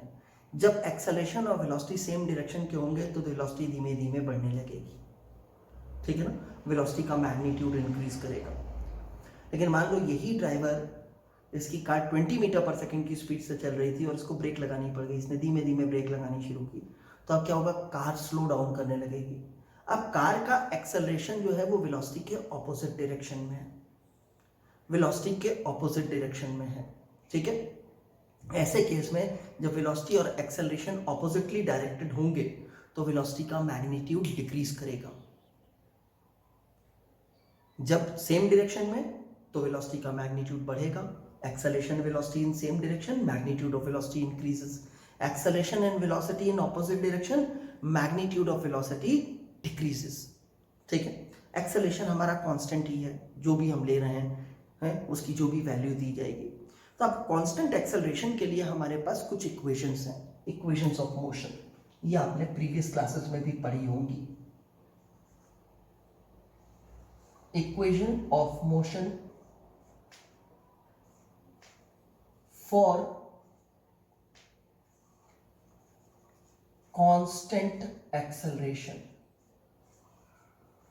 यानी कि ये इक्वेशन आप तभी अप्लाई करना जब एक्सेलरेशन कांस्टेंट होगा, और किसी कंडीशन में मत अप्लाई कर देना कि मालूम चले एक्सेलरेशन वेरिएबल है फिर भी आप यही इक्वेशन लगा रहे हो। इसकी एक ही एक कंडीशन है, एक्सेलरेशन कांस्टेंट, और एक्सेलरेशन कांस्टेंट होने के लिए ध्यान रखना ना उसका मैग्नीट्यूड बदलना चाहिए ना उसकी डायरेक्शन बदलनी चाहिए। जैसे मैंने कहा एक्सेलरेशन ड्यू टू ग्रेविटी, अगर उसका magnitude 10 metre per second square लिया तो 10 metre per second square constant है। डायरेक्शन डाउनवर्ड है तो डाउनवर्ड ही है हर इंस्टेंट पे, कभी चेंज नहीं होगी। इससे कोई फर्क नहीं पड़ेगा कि बॉडी ऊपर मूव कर रही थी या नीचे मूव कर रही थी। एक्सेलरेशन तो हमने बॉल को ऊपर थ्रो किया, जब बॉल ऊपर जा रही थी तो एक्सेलरेशन ड्यू टू ग्रेविटी कितना था, 10 metre per second square downward. कहीं पे जाकर के हाईएस्ट पॉइंट पे बॉल की वेलोसिटी कम हो गई। कैसे कम हो गई, देखो वेलोसिटी ऊपर थी, एक्सेलरेशन नीचे, तो मैंने कहा था दोनों ऑपोजिट डायरेक्शन हो गए तो क्या होगा, वेलोसिटी डिक्रीज होने लगेगी। अब कहा acceleration 10 metre per second square का है, इसका मतलब क्या हुआ कि वेलोसिटी में जो चेंज आना है वो हर एक सेकंड में 10 मीटर पर सेकंड का आना है। मान लो मैंने 50 मीटर पर सेकंड की स्पीड से वर्टिकली थ्रो की थी बॉल, t इक्वल्स टू 0 पे 50 मीटर पर सेकंड की स्पीड से बॉल को वर्टिकली अपवर्ड थ्रो किया। एक्सेलरेशन ड्यू टू ग्रेविटी की value 10 metre per second square vertically downward है। तो एक सेकंड के बाद t इक्वल्स टू 1 सेकंड पे वेलोसिटी कितनी हो जाएगी, पहले 50 थी, अब वेलोसिटी और एक्सेलरेशन ऑपोजिट है तो वेलोसिटी डिक्रीज करनी है। कितनी डिक्रीज करनी है हर सेकंड में, 10 मीटर पर सेकंड। तो 50 थी तो एक सेकंड के बाद 10 डिक्रीज हो गई, बची कितनी, 40 metre per second. t equals to 2 second पे कितनी हो गई, अब 1 सेकंड से 2 सेकंड में जाने में एक और सेकंड गुजर गया तो 10 मीटर पर सेकंड और कम हो गई। तो 50 से 40 हुई थी, 40 से 30 हो गई। ऐसे हर एक सेकंड में कम होती जाएगी। कितने सेकंड के बाद जीरो हो जाएगी, तो कहा 50 है, हर एक सेकंड में 10 कम होनी है तो 5 सेकंड में 50 की 50 कम हो जाएगी, जीरो हो जाएगी। अब जब जीरो हो गई तो ये हाईएस्ट पॉइंट पे पहुंच गया, इसके ऊपर नहीं जाएगा, मतलब अब नीचे फॉल करेगा। अब ये ऊपर से नीचे आने लगा, जब ये ऊपर से नीचे आने लगा एक्सेलरेशन ने अपनी डायरेक्शन नहीं बदली है, एक्सेलरेशन अभी भी डाउनवर्ड है, वेलोसिटी ने अपनी डायरेक्शन बदल ली। पहले जब ये ऊपर मूव कर रहा था तो वेलोसिटी अपवर्ड थी, अब नीचे मूव करने लगा तो वेलोसिटी डाउनवर्ड हो गई है। तो अब वेलोसिटी डाउनवर्ड हो गई है तो वेलोसिटी बढ़ना शुरू होगी। हाईएस्ट पॉइंट पे जीरो थी, ऊपर से नीचे आने में पहले एक सेकंड में, जब रिटर्न होने लगी उस पहले एक सेकंड में वेलोसिटी के बाद वेलोसिटी कितनी हो जाएगी, 10 मीटर पर सेकंड बढ़ जाएगी। जीरो से 10 मीटर पर सेकंड बढ़ी, 10 मीटर पर सेकंड हो गई। एक और सेकंड के बाद यानी कि t इक्वल्स टू 2 सेकंड पे कितनी हो जाएगी, 10 मीटर पर सेकंड और बढ़ जाएगी, 20 मीटर पर सेकंड हो जाएगी। ऐसे तो इसके कुछ इक्वेशंस हैं, मैं वो इक्वेशंस लिख रहा हूं, आप देखिए, और सबके टर्म्स एक्सप्लेन करूंगा आपको। पहली इक्वेशन है v equals to u plus at, ठीक है। एक्चुअल में इस इक्वेशन को ऐसा फॉर्म होना चाहिए था, v equals to u plus at। ये सब वेक्टर है क्योंकि हम एक ही लाइन में मूव कर रहे हैं, जिस लाइन में वेलोसिटी उसी लाइन में एक्सेलरेशन है। वेलोसिटी और एक्सेलरेशन या तो सेम डायरेक्शन या ऑपोजिट डायरेक्शन। इनिशियली तो हमारी वर्किंग अभी यही है, तो हमें मालूम है कि अगर हम एक डायरेक्शन को पॉजिटिव बोलेंगे तो उसके ऑपोजिट वाली डायरेक्शन को नेगेटिव बोलेंगे। अगर v और a दोनों सेम डायरेक्शन में है, हमने बोला v पॉजिटिव है तो a भी पॉजिटिव हो जाएगा क्योंकि उसकी डायरेक्शन वही है। अगर हमने बोला v नेगेटिव है तो a भी नेगेटिव हो जाएगा, वो डायरेक्शन नेगेटिव, ठीक है। लेकिन अगर v और a ऑपोजिट डायरेक्शन में है तो हम v को बोलेंगे अगर पॉजिटिव तो a को बोलेंगे नेगेटिव, v को बोलेंगे नेगेटिव तो a को बोलेंगे पॉजिटिव। इसमें जब भी हम वैल्यूज रखेंगे तो हम ध्यान रखेंगे चाहे वेक्टर के साइन लगे हों या ना लगे हों, ऐसे भी लिखा होगा तो हमारे को क्या करना है, डायरेक्शन के अकॉर्डिंगली साइन प्लेस करने हैं। डायरेक्शन के अकॉर्डिंगली साइन प्ले करने हैं हमारे को। टर्म समझते हैं क्या है, u है इनिशियल वेलोसिटी। इनिशियल वेलोसिटी का मतलब जिस समय t जीरो था, टाइम जीरो था, उस समय वेलोसिटी की v की जो वैल्यू थी वो इनिशियल वेलोसिटी। आप देखो इस जगह t पे जीरो रख दो, t पे जीरो रखते ही ये टर्म जीरो हो जाएगा, v किसके इक्वल दिखेगा, u के। तो ये है इनिशियल वेलोसिटी, कब होती है, जब t जीरो होता है, ठीक है। ये क्या चीज है, ये है इंस्टेंटेनियस वेलोसिटी। इंस्टेंटेनियस वेलोसिटी यानी कि किसी भी इंस्टेंट की वेलोसिटी आप इससे बता सकते हो। मैं कहूं t इक्वल्स टू 5 सेकेंड की इंस्टेंटेनियस वेलोसिटी तो t को 5 सेकेंड रख दो, ये t इक्वल्स टू 5 सेकेंड पे जो इंस्टेंटेनियस वेलोसिटी थी वो दे देगा। कहूं t इक्वल्स टू 10 सेकेंड पे वेलोसिटी, इस t की जगह 10 सेकेंड रख दो तो v की जो वैल्यू मिलेगी वो 10 सेकेंड की इंस्टेंटेनियस वेलोसिटी मिल जाएगी हमारे को। तो this is instantaneous velocity, a is acceleration. एक बार क्वेश्चन में आ गया, आपको डेटा आ गया, उसमें जो u गिवन है वो बदल नहीं सकता, टाइम बदलेगा, u नहीं बदलेगा। बदलने वाली चीजें दो ही हैं, v और t, क्योंकि आप कांस्टेंट एक्सेलरेशन ले रहे हो तो a वैसे ही कांस्टेंट हो गया, और u एक पर्टिकुलर टाइम पे t इक्वल्स टू 0 पे वेलोसिटी की वैल्यू है तो वो बदल नहीं सकता। लेकिन अलग अलग समय पे v की वैल्यू बदलेगी, क्योंकि इंस्टेंटेनियस है। 1 सेकंड की इंस्टेंटेनियस वेलोसिटी कुछ और होगी, 2 सेकंड पे इंस्टेंटेनियस वेलोसिटी कुछ और होगी, 2.5 सेकंड पे कुछ और होगी, 10 सेकंड पे कुछ और होगी। तो टाइम बदल रहा है, 1, 2, 2.5, 10, और वेलोसिटी बदल रही है, v की वैल्यू बदल रही है। ठीक है ना? तो ये हो गया। अब मान लो u की डायरेक्शन मैंने ईस्ट में थी, मैंने कहा था कि एक ऑब्जेक्ट है, उसकी इनिशियल वेलोसिटी u जो है वो 20 मीटर पर सेकेंड ईस्ट है। ईस्ट की जगह राइट लिखा हो सकता है, लेफ्ट लिखा हो सकता है, वर्टिकली अपवर्ड लिखा हो सकता है, डाउनवर्ड लिखा हो सकता है, कुछ भी लिखा हो सकता है। और मुझे कहता है कि a जो है वो 4 मीटर पर सेकेंड स्क्वायर का है ईस्ट में। तो जब इस फॉर्मूले में मैं सब्स्टिट्यूट करूंगा तो u की जगह मैंने लिखा 20 मीटर पर सेकेंड। वेक्टर तो लगा नहीं है तो इसमें डायरेक्शन नहीं लिख रहा अभी मैं, मैग्नीट्यूड ही सब्स्टिट्यूट करूंगा। लेकिन मैग्नीट्यूड मैंने कैसे लिखा है? 20 मीटर पर सेकेंड, और प्लस में लिख दिया। मैं डायरेक्शन इंडिकेट करूंगा किसी ना किसी तरह से, भले ही ईस्ट ना लिख करके इंडिकेट करूं। मैंने मान लिया कि ईस्ट की डायरेक्शन को मैं पॉजिटिव के साइन से डिनोट करूंगा, तो u की जगह मैंने प्लस 20 मीटर पर सेकेंड लिखा। a की जगह पे भी मैं प्लस में ही वैल्यू सब्स्टिट्यूट करूंगा, 4 मीटर पर सेकेंड स्क्वायर, क्योंकि ये भी ईस्ट में है। लेकिन यही अगर a वेस्ट में होता तब क्या होता? मैं u की जगह अगर प्लस में वैल्यू रख रहा होता 20 मीटर पर सेकेंड, तो a की जगह मैं माइनस में वैल्यू रखता 4 मीटर पर सेकेंड स्क्वायर, क्योंकि ईस्ट को अगर पॉजिटिव बोल दिया तो वेस्ट नेगेटिव, या उल्टा कर सकते हो, ईस्ट को नेगेटिव बोल दो कि ईस्ट को मैं नेगेटिव से शो करूंगा। तो u को रखोगे -20 मीटर पर सेकेंड, तो फिर a को रख दोगे आप प्लस में। जैसे मान लो इस क्वेश्चन में यही डेटा है, आपको कहा गया u की वैल्यू इतनी है, a की वैल्यू इतनी है, और आपसे कहा गया find v at t equals to 4 second. t equals to 4 second पे आपको निकालना है। तो v मुझे पता नहीं है, उसको तो v रहने दो, कोई साइन नहीं, कोई कुछ नहीं। अब डिसाइड करो ईस्ट को पॉजिटिव बोलना है या नेगेटिव बोलना है। चलो मैंने डिसाइड किया कि मैं ईस्ट को प्लस में बोलूंगा, तो इसका मतलब वेस्ट को मैं माइनस में लिखूंगा। तो मुझे u की वैल्यू लिखनी है, वो है 20 मीटर पर सेकेंड, और साइन मुझे प्लस में लेना है, तो 20 मीटर पर सेकेंड प्लस में लिखा मैंने, 20 मीटर पर सेकेंड प्लस में। फिर ये प्लस का साइन एज इट इज लिखा मैंने, थोड़ा सा इधर करके लिखूं, मेरी जगह में शॉर्ट हो, v equals to 20 metre per second, ये प्लस का साइन एज इट इज। अब मुझे a की वैल्यू लिखनी है, एक वैल्यू ये लिखनी है और डायरेक्शन माइनस से इंडिकेट करना है, तो मैंने लिखा -4 metre per second square. East को प्लस में लिखा था तो वेस्ट को माइनस में लिखा। t की वैल्यू कितनी लिखनी है? दी गई है 4 सेकेंड, तो इसे 4 सेकेंड लिख दिया मैंने। अब देखो v मुझे क्या मिलता है, ये तो 20 metre per second as it is आ गया मेरे पास। यहां 4 और 4 को मल्टीप्लाई किया 16, ये माइनस प्लस माइनस में, तो -16 मीटर पर सेकेंड स्क्वायर को सेकेंड से मल्टीप्लाई किया तो मीटर पर सेकेंड। v आ गया मेरे पास 4 मीटर पर सेकेंड। v मुझे प्लस में मिला या माइनस में? प्लस में मिला। प्लस कौन सी डायरेक्शन थी? ईस्ट। इसका मतलब मेरा फाइनल आंसर हो गया 4 metre per second towards east. ठीक है, मान लो यही क्वेश्चन मेरे को कहता 6 सेकेंड के बाद बताओ। सेम क्वेश्चन ऐसा होता कि मुझसे कह रहा होता v की वैल्यू 6 सेकेंड के बाद बताओ। 4 सेकेंड के बाद मैंने क्या बताई थी? 4 metre per second towards east. East plus में था, मेरे पास रिजल्ट प्लस में आया। तो अब मैं फिर से आता हूं क्वेश्चन में, वर्किंग में, ये चीजें हटा दूं यहां से। ये तो मेरा बेसिक फॉर्मूला है। अब बेसिक फॉर्मूले में मैं आया, v मुझे अगेन पता नहीं है तो v को मैंने v रहने दिया, का u की जगह u की वैल्यू रखनी है। u कितना है? 20 मीटर पर सेकेंड, तो इसे लिखा मैंने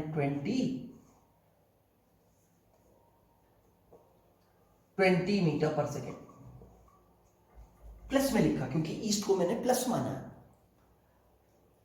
फॉर्मूले का plus as it is note किया। a की वैल्यू वेस्ट में है, माइनस में लिखना पड़ेगा, माइनस मैग्नीट्यूड लिखना पड़ेगा 4 मीटर पर सेकेंड स्क्वायर। ये माइनस क्या बता रहा है? डायरेक्शन बता रहा है, यानी कि ये जो डायरेक्शन थी यू की और जो ए की डायरेक्शन है वो ऑपोजिट है। और मुझे मालूम है कि प्लस का साइन मैं ईस्ट के लिए यूज कर रहा हूं और माइनस का साइन मैं वेस्ट के लिए यूज कर रहा हूं। तो ये ए की वैल्यू हो गई। टी की वैल्यू रखनी है मेरे को 6 सेकेंड, ठीक है। अब कहा v कितना आ जाएगा? ये तो 20 metre per second as it is लिखा मैंने, 20 मीटर पर सेकेंड। इसको 6 से मल्टीप्लाई किया 24 और ये माइनस प्लस माइनस में आया तो -24 और unit metre per second square into second metre per second. ये तो आप जानते हो इनके यूनिट सेम होने चाहिए, डायमेंशन सेम होनी चाहिए, इनके बीच में सब्ट्रैक्शन का साइन है या एडिशन का साइन है तो होमोजीनियस होने चाहिए डायमेंशन में। तो v की वैल्यू कितनी आ गई? -4 मीटर पर सेकेंड। अब इसका मतलब क्या हुआ? इसका मतलब हुआ वेलोसिटी का मैग्नीट्यूड तो है 4 मीटर पर सेकेंड और डायरेक्शन वो है जो माइनस से दी है। माइनस से कौन सी डायरेक्शन थी? वेस्ट। तो मेरा फाइनल आंसर हो जाएगा 6 सेकेंड के बाद इस पार्टिकल की वेलोसिटी कितनी हो गई है? 4 metre per second towards waste, ठीक है ना। ये मेरा आंसर हो जाएगा। तो इसमें इस तरह से हमने वैल्यूज सब्स्टिट्यूट करनी है। ये पहली इक्वेशन है। ऐसे ही जब वर्टिकल मोशन हो रहा होगा तो ए की जगह आप जी यूज कर रहे होगे, उसमें अगर आपने ऊपर वाली डायरेक्शन को पॉजिटिव बोला है तो नीचे की डायरेक्शन नेगेटिव हो जाएगी। इसका मतलब है इनिशियल वेलोसिटी सपोज कहा 50 मीटर पर सेकेंड अपवर्ड है और आपने अपवर्ड को पॉजिटिव बोला तो यू को तो +50 लिखोगे, लेकिन जी की वैल्यू से 10 मीटर पर सेकेंड स्क्वायर दी गई और वो तो डाउनवर्ड ही होती है तो अपवर्ड को प्लस लिख दिया है तो जी की जगह -10 metre per second square substitute करोगे और इस तरह से क्वेश्चन सॉल्व करोगे। अब एक चीज को और ध्यान रखना, मैं इसी क्वेश्चन की बात करता हूं, ठीक है ना। कभी हमारे को अपनी कॉमन सेंस भी यूज करनी होगी, सिर्फ फॉर्मूला ही नहीं, कॉमन सेंस भी होनी चाहिए हमारे पर। हमसे कहा एक कार है 20 मीटर पर सेकेंड की स्पीड से ईस्ट में जा रही है। ड्राइवर ने इमरजेंसी नीड देख करके ब्रेक लगाई जिससे कार में रिटार्डेशन प्रोड्यूस हुआ। रिटार्डेशन का मतलब होगा नेगेटिव एक्सेलरेशन। नेगेटिव एक्सेलरेशन का मतलब वेलोसिटी के ऑपोजिट डायरेक्शन में एक्सेलरेशन। कहा कार में रिटार्डेशन प्रोड्यूस हुआ, constant retardation 4 metre per second square का। कार 20 मीटर पर सेकेंड की स्पीड से ईस्ट की तरफ जा रही थी, ब्रेक लगाई, रिटार्डेशन प्रोड्यूस हो गया 4 मीटर पर सेकेंड स्क्वायर का कांस्टेंट। कहता है 6 सेकेंड के बाद बताओ कार की वेलोसिटी कितनी है। आपने सॉल्व कर दिया, कहा ये है। अरे भैया ब्रेक लगाने से कार पीछे चली जाएगी क्या? ब्रेक लगाओगे तो क्या होगा? कार स्लो होती जाएगी, कहीं रुक जाएगी, उसके बाद भी ब्रेक लगाए रखो कार रुकी रहेगी, कहीं मूव ही नहीं करेगी। तो यहाँ कॉमन सेंस यूज कर लेना कि ब्रेक लगाने पे कार उल्टा नहीं जाएगी वापस। ऐसा मत कर देना कि माइनस में निकाल करके दे दो आंसर, तो ऐसी गलती मत करना, थोड़ा सा दिमाग यूज कर लो वहां पे, ठीक है ना। वैसे common sense is very uncommon among common people, लेकिन फिर भी आप यूज करो और यूज करोगे तो फिर अच्छे से यूज करना आएगा धीमे धीमे आपको। तो ऐसा क्वेश्चन में कॉमन सेंस भी यूज करते रहना, अपना दिमाग भी यूज करते रहना कि भाई ऐसा है हमारे पास। तो ये पहला फॉर्मूला था हमारा। आई थिंक पहला फॉर्मूला आपको क्लियर हो गया होगा। यूज कब करना है इस फॉर्मूले को? जब एक्सेलरेशन कांस्टेंट होगा, एक ही कंडीशन है। और अभी हम डील कर रहे हैं सिर्फ एक ही केस में जिसमें लाइन ऑफ मोशन के या तो एक्सेलरेशन पैरेलल होगा या उसके ऑपोजिट होगा। और आपको समझ में आ गया, सेम डायरेक्शन में होगा तो ए और यू सेम साइन के सब्स्टिट्यूट करना है, ऑपोजिट डायरेक्शन में होंगे तो यू और ए को ऑपोजिट साइन से सब्स्टिट्यूट करना है आपको, ठीक है। अब आ जाता है दूसरा फॉर्मूला हमारे पास। ये फॉर्मूला है S equals to ut plus half AT square. Actually में इस फॉर्मूले को भी वेक्टर फॉर्म में होना चाहिए था, ऐसे।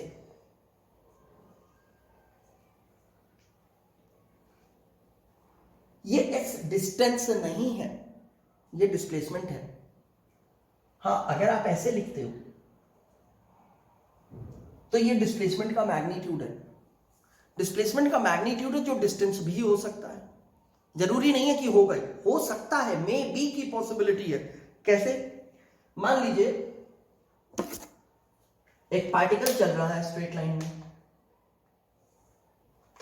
इसी स्ट्रेट लाइन में वो A से चलते चलते B पे पहुंचा, तो उसका डिस्टेंस कितना कवर, चल तो इसी लाइन में रहा है, डिस्टेंस कितना कवर हुआ? इस पाथ लेंथ को कहते हैं डिस्टेंस, पाथ की length. Distance is the length of the path traversed by the body. तो यानी कि AB की लेंथ हो गई, लाइन सेगमेंट AB की। डिस्प्लेसमेंट कितनी हुई? इनिशियल और फाइनल को ज्वाइन करने वाली लाइन सेगमेंट की लेंथ, यानी कि AB की length directed from initial to final. लेकिन अगर मुझे मैग्नीट्यूड ही लेना है तो डायरेक्शन बताने की जरूरत नहीं है। तो डिस्टेंस भी ऐसे केस में क्या आया, AB की लेंथ, और डिस्प्लेसमेंट का मैग्नीट्यूड भी कितना आया, AB की लेंथ। तो ऐसे केस में तो डिस्टेंस और डिस्प्लेसमेंट का मैग्नीट्यूड सेम है, चाहे इसको डिस्टेंस बोल लो ऐसे केस में, चाहे डिस्प्लेसमेंट का मैग्नीट्यूड बोल लो, एक ही है। लेकिन मैं कहूं पार्टिकल A से B गया और फिर लौट करके C पे आया, पहले गया A टू B, A से B गया, फिर B से C पे आया और गया इसी लाइन में। अब बताओ डिस्टेंस कितना है, तो ऐसे केस में डिस्टेंस कितना हो गया, डिस्टेंस हो गया AB प्लस BC, और डिस्प्लेसमेंट का मैग्नीट्यूड कितना हो गया, ये तो AC हो गया, इनिशियल से फाइनल को ज्वाइन करने वाली लाइन सेगमेंट की लेंथ। दोनों अलग अलग हो गए ना, ये डिस्प्लेसमेंट देगा, ये फॉर्मूला S डिस्प्लेसमेंट देगा, ये चीज नहीं देगा ये S, ये आपको AC की वैल्यू देगा अगर आप यूज करोगे। तो ध्यान रखिएगा कि ये डिस्प्लेसमेंट का मैग्नीट्यूड लिखा हुआ है, ये डिस्प्लेसमेंट है basically, S is displacement more precisely, ठीक है। अगर आप डायरेक्शन की बात नहीं करोगे तो मैग्नीट्यूड ऑफ डिस्प्लेसमेंट है, विच मे और may not be equal to distance. मैंने एक बॉल थ्रो की 50 मीटर पर सेकेंड की स्पीड से, ऊपर गई वापस आ गई उसी पॉइंट पे जहां से थ्रो किया था, डिस्प्लेसमेंट कितनी हुई, 0। डिस्टेंस कवर्ड कितना हुआ, 0 नहीं हुआ। ऊपर जाने वाली लेंथ प्लस नीचे आने वाली लेंथ दोनों इक्वल ही है, तो किसी भी एक लेंथ का डबल कर दो आप, जितनी हाइट तक गया उस हाइट का डबल डिस्टेंस डबल हो गया। तो ये डिस्टेंस नहीं देगा, ठीक है। अब मैंने कहा जी की वैल्यू मान लो 10 मीटर पर सेकेंड स्क्वायर है, डाउनवर्ड ही है, 50 मीटर पर सेकेंड की स्पीड से थ्रो किया, कितने सेकेंड के बाद वेलोसिटी 0 होगी, हर एक सेकेंड में 10 मीटर पर सेकेंड कम होना है, और मुझे ऐसे कम करते करते 50 मीटर पर सेकेंड कम कर देना है। तो पहले सेकेंड में 10 कम हुआ, दूसरे में 10 और कम हुआ, तो 2 के बाद 20 कम हो जाएगा, 3 के बाद 30 कम हो जाएगा, 4 के बाद 40 मीटर पर सेकेंड कम हो जाएगा, 5 के बाद पूरा 50 मीटर पर सेकेंड कम हो जाएगा, यानी कि 5 सेकेंड के बाद वेलोसिटी 0 हो जाएगी। आप फॉर्मूला लगा के भी निकाल सकते हो इससे कि कितनी देर के बाद वेलोसिटी 0 हो रही है। हाँ 0 रख दो। यहाँ पे आपने लिख दिया 50 मीटर पर सेकेंड, किस डायरेक्शन में था, अपवर्ड, प्लस में लिख दिया 50 मीटर पर सेकेंड, तो इसको माइनस में लिखोगे, -10 मीटर पर सेकेंड स्क्वायर, और टी को अननोन रहने दो, टी ये 0 हो गया था, ये -10 metre per second square into T था, इसको इधर ले आए प्लस में आ गया, ये तो 0 ही था आपके पास, तो ये हो गया 10 metre per second square into T, और यहाँ पे था 50 metre per second, 10 metre per second square उसके डिवीजन में ले गए, 50 metre per second divided by 10 metre per second square, ये आ गया मेरे पास 5 सेकेंड, तो टी की वैल्यू मिल गई 5 सेकेंड। और ऐसे भी समझ सकते हो आपकी हर एक सेकंड में 10 मीटर पर सेकंड कम होना है, तो 5 सेकंड के बाद पूरा 50 कम हो जाएगा, ठीक है। जितना टाइम ऊपर जाने का लगा, कांस्टेंट एक्सेलरेशन रहता है, और बॉडी जाती है और अपना पाथ रिट्रेस करती है, बॉडी एक ही स्ट्रेट लाइन में जाती है और उसी पाथ से चलते चलते वापस उसी पॉइंट पे आ जाती है। जैसे बॉडी स्टार्ट हुई ए से, यहां से स्टार्ट हुई, पहले गई ए से बी, ए से बी, और फिर लौटी बी से ए, हमने ए से थ्रो किया था, बी से ए, सॉरी, लौटी बॉडी। तो जितना टाइम ए से बी जाने का होगा उतना ही टाइम बी से ए आने का भी होगा। अगर 5 सेकंड उसे ऊपर जाने के लगे हैं तो 5 सेकंड नीचे आने के भी लगेंगे। मैं कहूं टोटल 10 सेकंड में डिस्टेंस कितना हुआ ट्रेवल, यू दे दिया आपको, क्या क्या दे दिया एक बार देखते हैं, डेटा आपके लिए क्या क्या दिया आपको कहा u है 50 मीटर पर सेकेंड, किस डायरेक्शन में, अपवर्ड डायरेक्शन में। एक्सेलरेशन कितना है, g के बराबर है से 10 मीटर पर सेकेंड स्क्वायर है, किस डायरेक्शन में, डाउनवर्ड डायरेक्शन में, ठीक है। टाइम कितना है, 10 सेकेंड। मुझसे कह रहा है फाइंड डिस्टेंस कवर्ड। अब डिस्टेंस कवर्ड का तो फॉर्मूला ही नहीं है मेरे पास, ये तो डिस्प्लेसमेंट का फॉर्मूला है। आप इसी फॉर्मूले को लेकर के डिस्टेंस निकालने की कोशिश करोगे तो डिस्टेंस नहीं मिलेगा, डिस्प्लेसमेंट मिल जाएगी।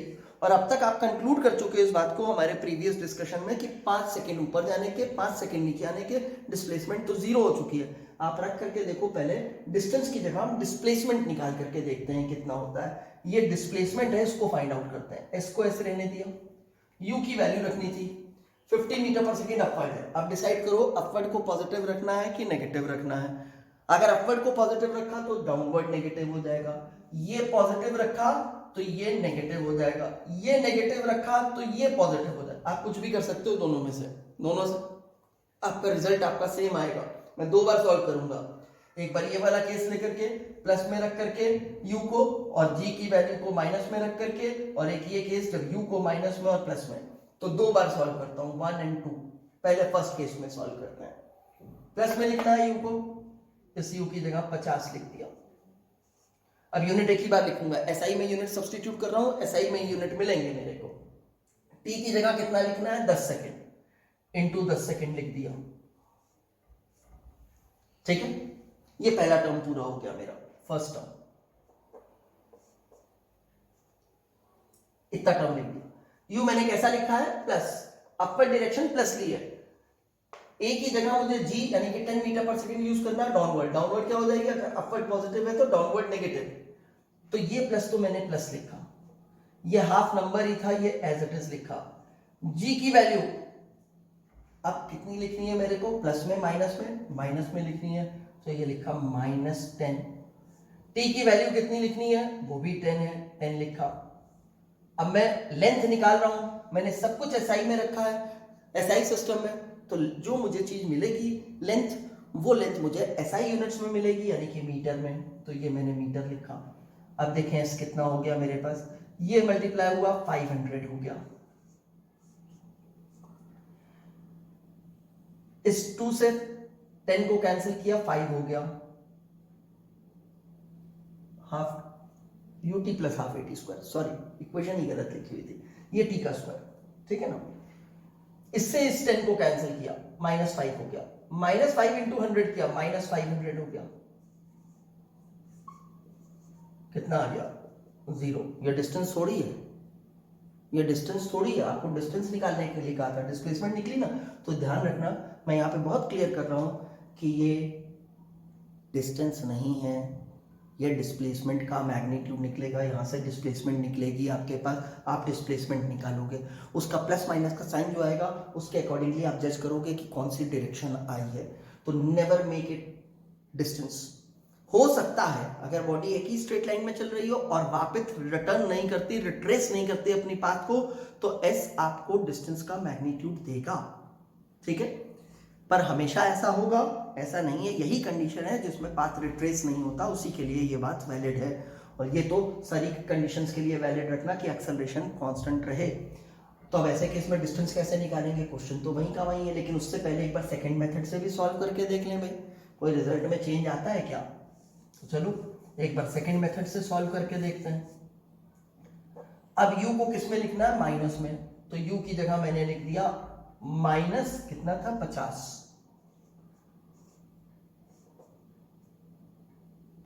t कितना था, 10। प्लस की जगह प्लस, हाफ की जगह हाफ। a कितना था, 10 metre per second square. Substitute कैसे करना है, प्लस में, तो 10। t कितना था, 10, तो 10 का स्क्वायर। अगेन सब कुछ SI सिस्टम में सब्स्टिट्यूट किया तो मीटर ही लिखूंगा यूनिट लेंथ का। अब ये हो गया -500, ये हो गया +500, फिर से 0 आ गया, ठीक है ना। तो अगेन आपको वही रिजल्ट मिल गया, 0, कोई चेंज नहीं आया, ठीक। तो ये ध्यान रखिएगा इस चीज का कि ये आपको डिस्प्लेसमेंट का मैग्नीट्यूड देगा। अब आ गया कि भाई हमें निकालना तो डिस्टेंस था, उसको कैसे निकालें। तो अब ध्यान रखना, अगर पार्टिकल अपना पाथ रिट्रेस करती है और ऐसे केस में आपको डिस्टेंस निकालना है, तो पहले उसके एक डायरेक्शन के मोशन के लिए आप निकालो कि उसने कितनी लेंथ ट्रेवल की। अगर वापस उसी पॉइंट तक आ रही है जहां से चली है, तो जितनी लेंथ जाने में ट्रेवल की है उतनी आने में। जैसा कि ये केस है, आपको मालूम है, आपने दिया नहीं था क्वेश्चन में, लेकिन आपने कंक्लूड कर लिया था। कैसे कंक्लूड किया था, आपने कहा 50 मीटर पर सेकंड का इनिशियल वेलोसिटी है, एक्सेलरेशन वेलोसिटी के ऑपोजिट डायरेक्टेड है और 10 मीटर पर सेकंड स्क्वायर का है। तो आपने सोचा कितनी देर के बाद वेलोसिटी 0 होगी। आपने कहा हर एक सेकंड में 10 मीटर पर सेकंड कम हो जाएगी। तो 50 में से पहले सेकंड के बाद 10 मीटर पर सेकंड कम होकर के 40, दूसरे के बाद 30, तीसरे के बाद 20, चौथे के बाद 10, पांचवें के बाद 0, यानी कि 5 सेकंड के बाद 0 हो जाएगी। तो 5 सेकंड के बाद ये हाईएस्ट पॉइंट पे पहुंच चुका होगा, ठीक है ना। और जितना टाइम मैंने कहा कांस्टेंट एक्सेलरेशन के केस में अगर बॉडी अपना पाथ रिट्रेस करती है तो जितना इनिशियल से वेलोसिटी को जीरो होने में लगा, स्टार्टिंग पॉइंट से फाइनल पॉइंट पहुंचने में जितना टाइम लगा उतना ही टाइम फाइनल से इनिशियल तक आने में भी लगेगा। नीचे से चली हाईएस्ट पॉइंट तक पहुंचने में 5 सेकंड लगा तो हाईएस्ट से नीचे उसी स्टार्टिंग पॉइंट तक पहुंचने में फिर 5 सेकंड लगेगा। तो अब चाहे ऊपर जाने वाला लेंथ निकाल दो, जब ऊपर जा रहा था वो हाइट निकाल लो, या ऊपर से नीचे जो लेंथ उसने कवर की है वो निकाल लो, दोनों में से कोई भी निकाल लो, दोनों इक्वली निकलेंगी। मैं दोनों निकाल के दिखाऊंगा। तो मुझे मालूम चल गया 5 सेकंड के बाद वेलोसिटी है 0। तो मैंने क्या लिखा, एक अपने से इंफॉर्मेशन कंक्लूडेड लिख दिया कि v at t equals to 5 second 0 हो जाता है, ठीक है ना। तो 5 सेकंड के बाद वेलोसिटी 0 हो जाती है। अब मैं इसमें क्या 5 सेकंड में 0 से 5 सेकंड में कितना डिस्टेंस ट्रेवल किया वो निकालना चाहता हूं। s ना कह करके इसे मैंने हाइट कह दिया h, जितनी हाइट तक गया उस हाइट को h कह दिया। का u की वैल्यू कितनी है 50 मीटर पर सेकेंड,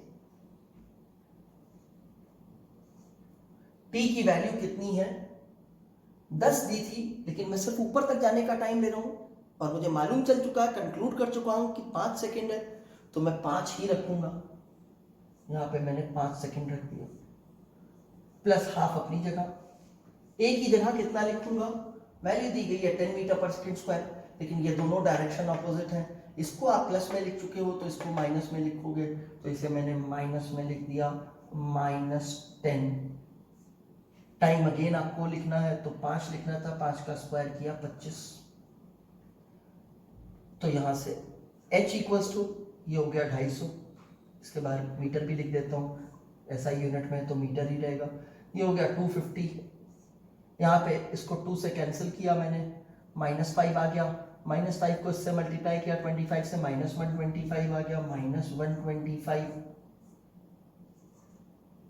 तो ये h आ गया मेरे पास 125 मीटर। अब कहा distance covered in 10 second, distance in 10 second. 5 second में ऊपर पहुंचा था, 5 सेकेंड में उतना ही नीचे आएगा, जितना ऊपर गया था उतना ही नीचे आएगा, तो इसका डबल हो गया। तो 2 × 125 मीटर, यानी कि 125 मीटर ऊपर जाने वाली लेंथ और 125 मीटर नीचे आने वाली लेंथ, ठीक है ना, ऐसे हो गया। तो ये सेकेंड इक्वेशन का यूज हो गया हमारे पास। अब एक और तरीके से कर सकता था, हाईएस्ट पॉइंट पे पहुंच करके वेलोसिटी कितनी हो गई थी 0। हाईएस्ट पॉइंट को इनिशियल पोजीशन मान लेता हूं कि जब हाईएस्ट पॉइंट पे पहुंच गया, यहां से थ्रो किया था ग्राउंड से और यहां पहुंच गया हाईएस्ट पॉइंट पे। तो यहां से स्टार्ट करता हूं, अब यहां से यहां आना है इसे। यहां पे वेलोसिटी कितनी है, हाईएस्ट पॉइंट पे वेलोसिटी 0। तो ये मैं h से g की बात कर रहा हूं, तो h इनिशियल हो गया और g फाइनल हो गया मेरे पास। तो इनिशियल में u वाली वैल्यू में h वाली सब्स्टिट्यूट करूंगा। अगर मैं ऐसे वर्क करता हूं तो ये 0 हो गया, इसको मैंने h लिख दिया। ये मुझे पता नहीं है, इसके साइन का कोई मतलब नहीं है, इसका साइन अपने आप अपीयर करेगा। इसका साइन जो अननोन हो उसका साइन कभी मत सब्स्टिट्यूट करना, वो अपने आप अपीयर कर जाएगा। u 0 हो गया तो ये वाला टर्म ही 0 हो गया आपके पास पूरा। अब आया plus half at², half a है 10 metre per second square downward. अब आप डिसाइड करो डाउनवर्ड को आपने प्लस बोलना है या माइनस। सपोज मैंने कहा मैं प्लस बोलूंगा, एक ही तो टर्म है, क्यों उसको अब माइनस में लिखूं, तो मैं 10 लिखूंगा। तो मैंने यहाँ पे 10 लिख दिया। और ऊपर से नीचे आने का टाइम कितना है 5 सेकेंड, तो मैंने यहाँ पे 5 लिख दिया। और अब ये आएगा किसमें, सब कुछ SI में सब्स्टिट्यूट किया तो SI में, तो h आ गया मेरे पास 5 का स्क्वायर लिखना, तो 5 का स्क्वायर, ठीक है ना। 2 से इसको कैंसिल किया 5 × 25 125 मीटर। 125 मीटर प्लस में आया, प्लस कौन सी डायरेक्शन थी, g प्लस में सब्स्टिट्यूट किया था, तो जो g की डायरेक्शन थी वो यानी कि डाउनवर्ड हुआ। ऑफ कोर्स ये तो आपको पता ही था, ऊपर से नीचे आया, सब्स्टिट्यूट नहीं किया था आपने। तो 125 मीटर अगर नीचे आया है तो यहां से यहां जाने का भी तो 125 मीटर ही था, तो अगेन डिस्टेंस कवर 250 मीटर पहले की ही तरह, ठीक है ना। तो ये हमारा सेकेंड इक्वेशन का यूज हुआ, कैसे हमने वैल्यू सब्स्टिट्यूट करनी है वो मैंने आपको बताया, ठीक है। अब हम अगली इक्वेशन को देखते हैं।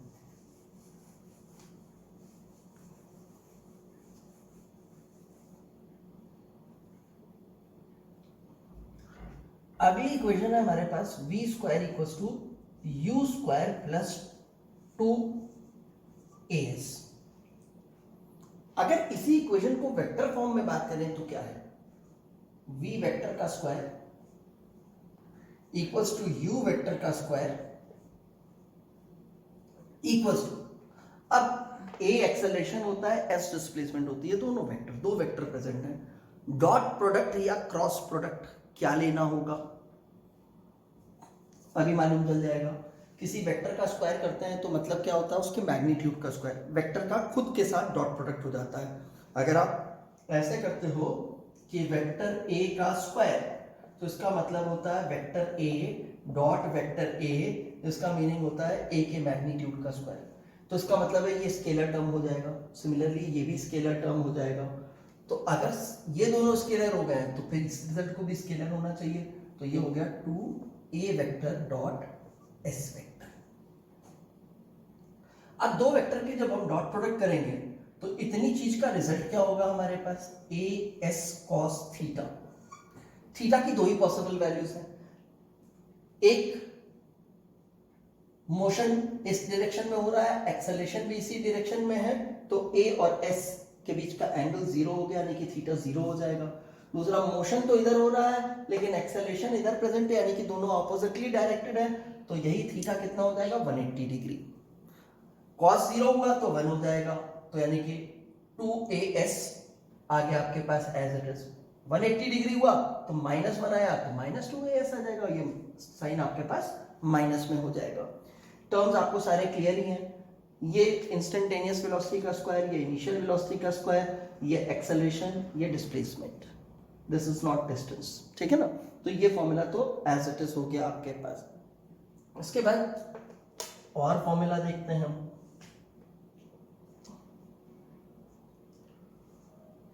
ST, इसका मतलब क्या है,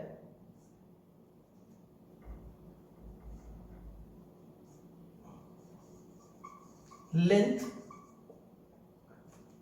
या डिस्प्लेसमेंट भी कह सकते हो आप लेंथ को, कवर्ड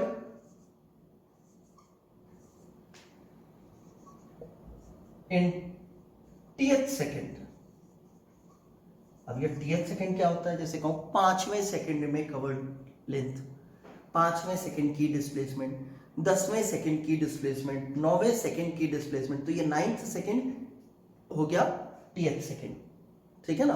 5th सेकेंड, तो टी का मतलब हो गया 5 आपके पास 5वें सेकेंड में, तो ये किसी टीएथ सेकेंड में ट्रेवल लेंथ है। इसके लिए फॉर्मूला क्या है हमारे पास, u प्लस a/2 ब्रैकेट में 2t-1,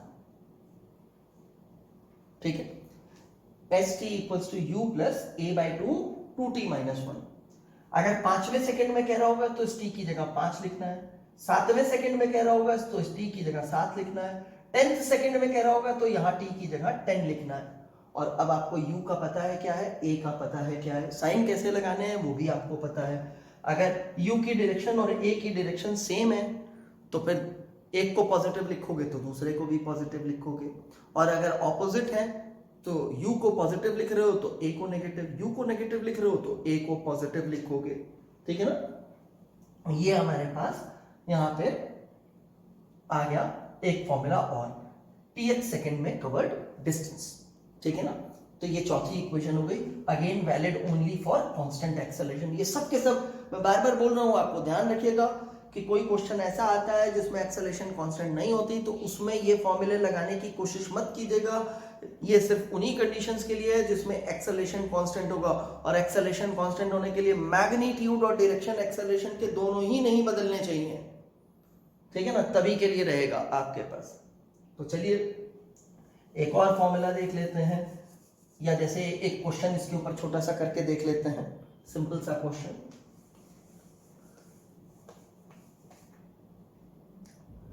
हमें कहा गया इनिशियल वेलोसिटी जो है वो 30 मीटर पर सेकेंड है किसी पार्टिकल की, उसका एक्सेलरेशन जो है वो 2 मीटर पर सेकेंड स्क्वायर का है।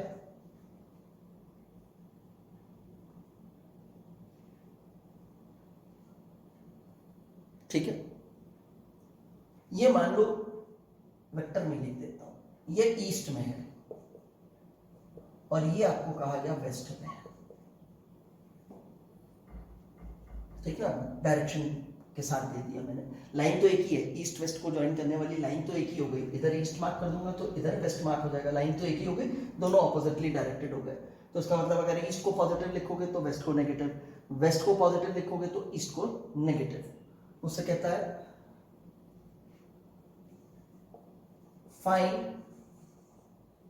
द लेंथ कवर्ड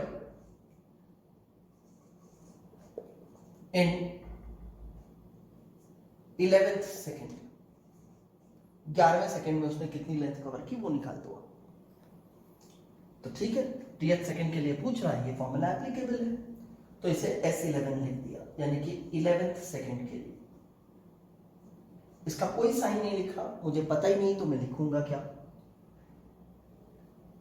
अब u की वैल्यू लिखनी है 30 मीटर पर सेकेंड। डिसाइड करो ईस्ट को प्लस लिखना है या माइनस। मैंने डिसाइड किया प्लस लिखूंगा, इसको डिसाइड हो गया फिर माइनस लिखूंगा। इसे माइनस डिसाइड किया होता तो ये अपने आप ही डिसाइड हो जाता, प्लस में आएगा। तो u मैंने प्लस में लिखा, यानी कि 30 मीटर पर सेकेंड प्लस में 30 मीटर पर सेकेंड।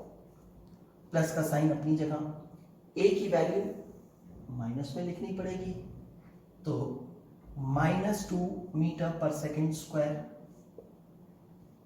ठीक है ना, या यूनिट्स हटा देता हूं एक बार, लिखने में जगह भी कम है। ध्यान रखिएगा सब एसआई में रख रहे हो और ये लेंथ ही है तो एसआई में ही मिलेगी, मीटर में एक ही बार में फाइनल में मैं मीटर लिख दूंगा। फिर से वैल्यू सब्स्टिट्यूट कर रहा हूँ। यू की जगह 30 मीटर पर सेकेंड, ईस्ट को मैंने पॉजिटिव माना है 30 लिख दिया, प्लस ए की जगह पे मुझे 2 मीटर पर सेकेंड स्क्वायर लिखना है, लेकिन ईस्ट को मैं पॉजिटिव मान चुका हूँ, ये वेस्ट में है तो माइनस में लिखना पड़ेगा, यानी कि -2 metre per second square. Sorry units नहीं लिखने मेरे को, ये लिख दिया अपॉन 2 वाला 2 as it is. 2t, t की जगह 11 आ चुका है तो 2 × 11 -1 इतने मीटर। नाउ S11 सेकेंड का कितना हो गया, ये तो 30 एज इट इज ही रहा मेरे पास, ये -1 हो गया, यहाँ 22 में से 1 गया 21 हो गया, और -1 से मल्टीप्लाई हुआ तो -21 हो गया। ये 22 22 -1 21 और ये -1 21 × -1 -21 मीटर तो मीटर ही है, तो ये 9 मीटर आ गया, यानी कि 11वें सेकेंड में इसने 9 मीटर की लेंथ ट्रैवल की है। ठीक है, एक और फॉर्मूला डिस्प्लेसमेंट का ही है। अब देखो आपने डिस्प्लेसमेंट का फॉर्मूला पढ़ा था, इनफैक्ट एवरेज वेलोसिटी का पढ़ा था कि एवरेज वेलोसिटी होती है डिस्प्लेसमेंट अपॉन टाइम, ये पढ़ा था, displacement upon time equals to average velocity. इस टाइम को मैं उधर ले जाके मल्टीप्लाई कर ले रहा हूँ, ये हो गया। ठीक है ना, थोड़ा सा इधर करके लिखूंगा, एक ही लाइन में मैं लिखना चाहता हूं, तो S equals to average velocity into time लिख दिया मैंने। ये डिस्प्लेसमेंट है, ये एवरेज वेलोसिटी है। अब एवरेज वेलोसिटी क्या है, जब कांस्टेंट एक्सेलरेशन होगा तो एवरेज वेलोसिटी होगी u + v/2। कांस्टेंट एक्सेलरेशन के केस में एवरेज वेलोसिटी u + v/2 और टाइम की जगह टाइम। ये मैं आपको दिखा देता हूं कि कैसे हुआ, इस चीज को देख लेते हैं, इस चीज को कि कैसे आया ये।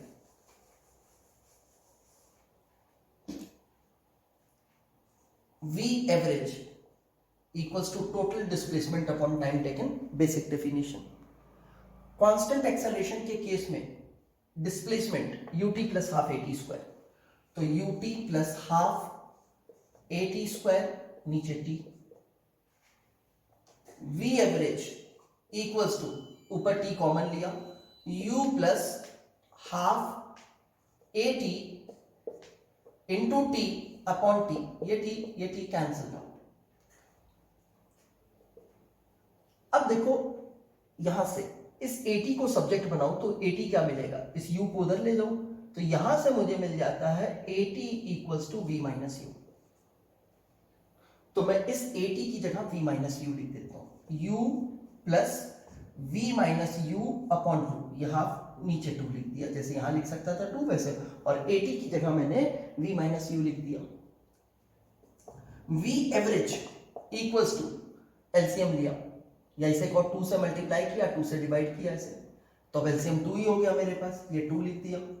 यहाँ पे 2u plus v minus u, 2u में से u सब्ट्रैक्ट हुआ, u प्लस v बाई 2, तो यही लिखा था u plus v by 2, average velocity into time. तो ये भी हो सकता है, जैसे मुझे कहा गया कि कार है, उसकी initial velocity 5 metre per second है, उसकी वेलोसिटी 20 मीटर पर सेकेंड हो गई, सर्टेन टाइम भी दे दिया, इतनी देर के बाद हो गई, तो बताओ जब उसकी वेलोसिटी 20 मीटर पर सेकेंड हो गई 5 सेकंड में, सपोज मुझे कहा एक कार की वेलोसिटी 5 मीटर पर सेकंड से चेंज होकर के 20 मीटर पर सेकंड हो जाती है with constant acceleration in 5 second. 5 metre per second से 20 metre per second, constant acceleration in 5 second. तो कांस्टेंट एक्सेलरेशन है, इक्वेशन लगा सकते हैं।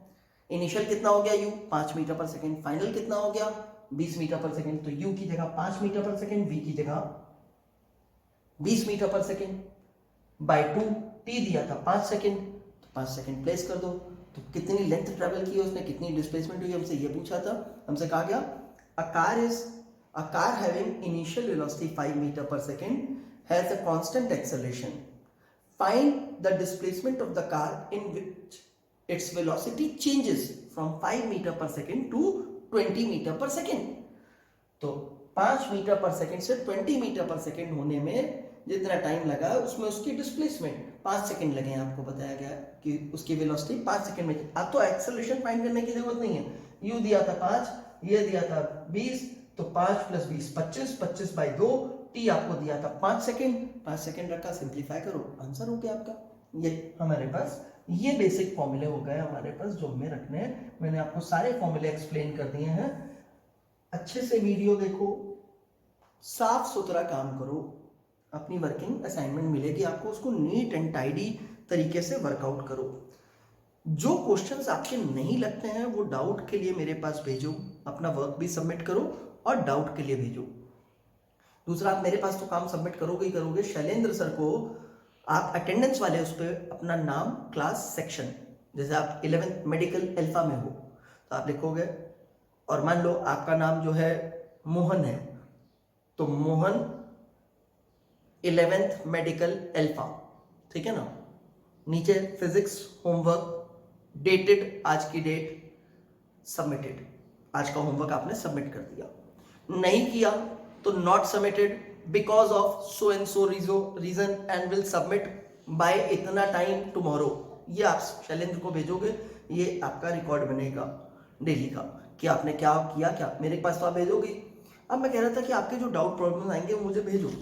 फिर मैं कह रहा हूँ कुछ क्वेश्चंस ऐसे होंगे जिन क्वेश्चंस में आपको लगेगा कि आप ठीक कर रहे हो पर आंसर नहीं मैच कर रहा है, उनका नीट एंड टाइडी सॉल्यूशन लिखो कि मुझे समझ में आए। मैं आपको सॉल्यूशन भेजता हूँ तो साफ सुथरा भेजता हूँ ना, आप उसी तरह से सॉल्यूशन लिखो कि मुझे आपकी बात समझ में आए, आप क्या कहना चाहते थे, और साथ में आप ये लिख करके भेजो इस सॉल्यूशन में गलती क्या है मेरी। मैं आपको आपकी गलती बताऊंगा, मेरे सामने क्वेश्चन है, आपकी वर्किंग है, सिर्फ उतनी सी गलती इंप्रूव करो, बहुत बड़ा काम नहीं है, आसानी से हो जाएगा। मैंने जूम की क्लासेस आज के लिए बोला था, आज से नहीं लूंगा, कल से लूंगा। आज असाइनमेंट मिल गई, कल हम जूम पे असाइनमेंट को डिस्कस करेंगे, ठीक है ना। टाइमिंग आपको कल इंटीमेट कर दिया जाएगा कितने बजे फिजिक्स के लिए आपका जो है जूम सेशन होगा, तो कल से हम जो है जूम सेशन पे इंटरैक्ट करेंगे। आप अपने डाउट प्रॉब्लम्स पूछ सकोगे, उस पर समझ सकोगे, क्वेरीज अपनी कर सकोगे।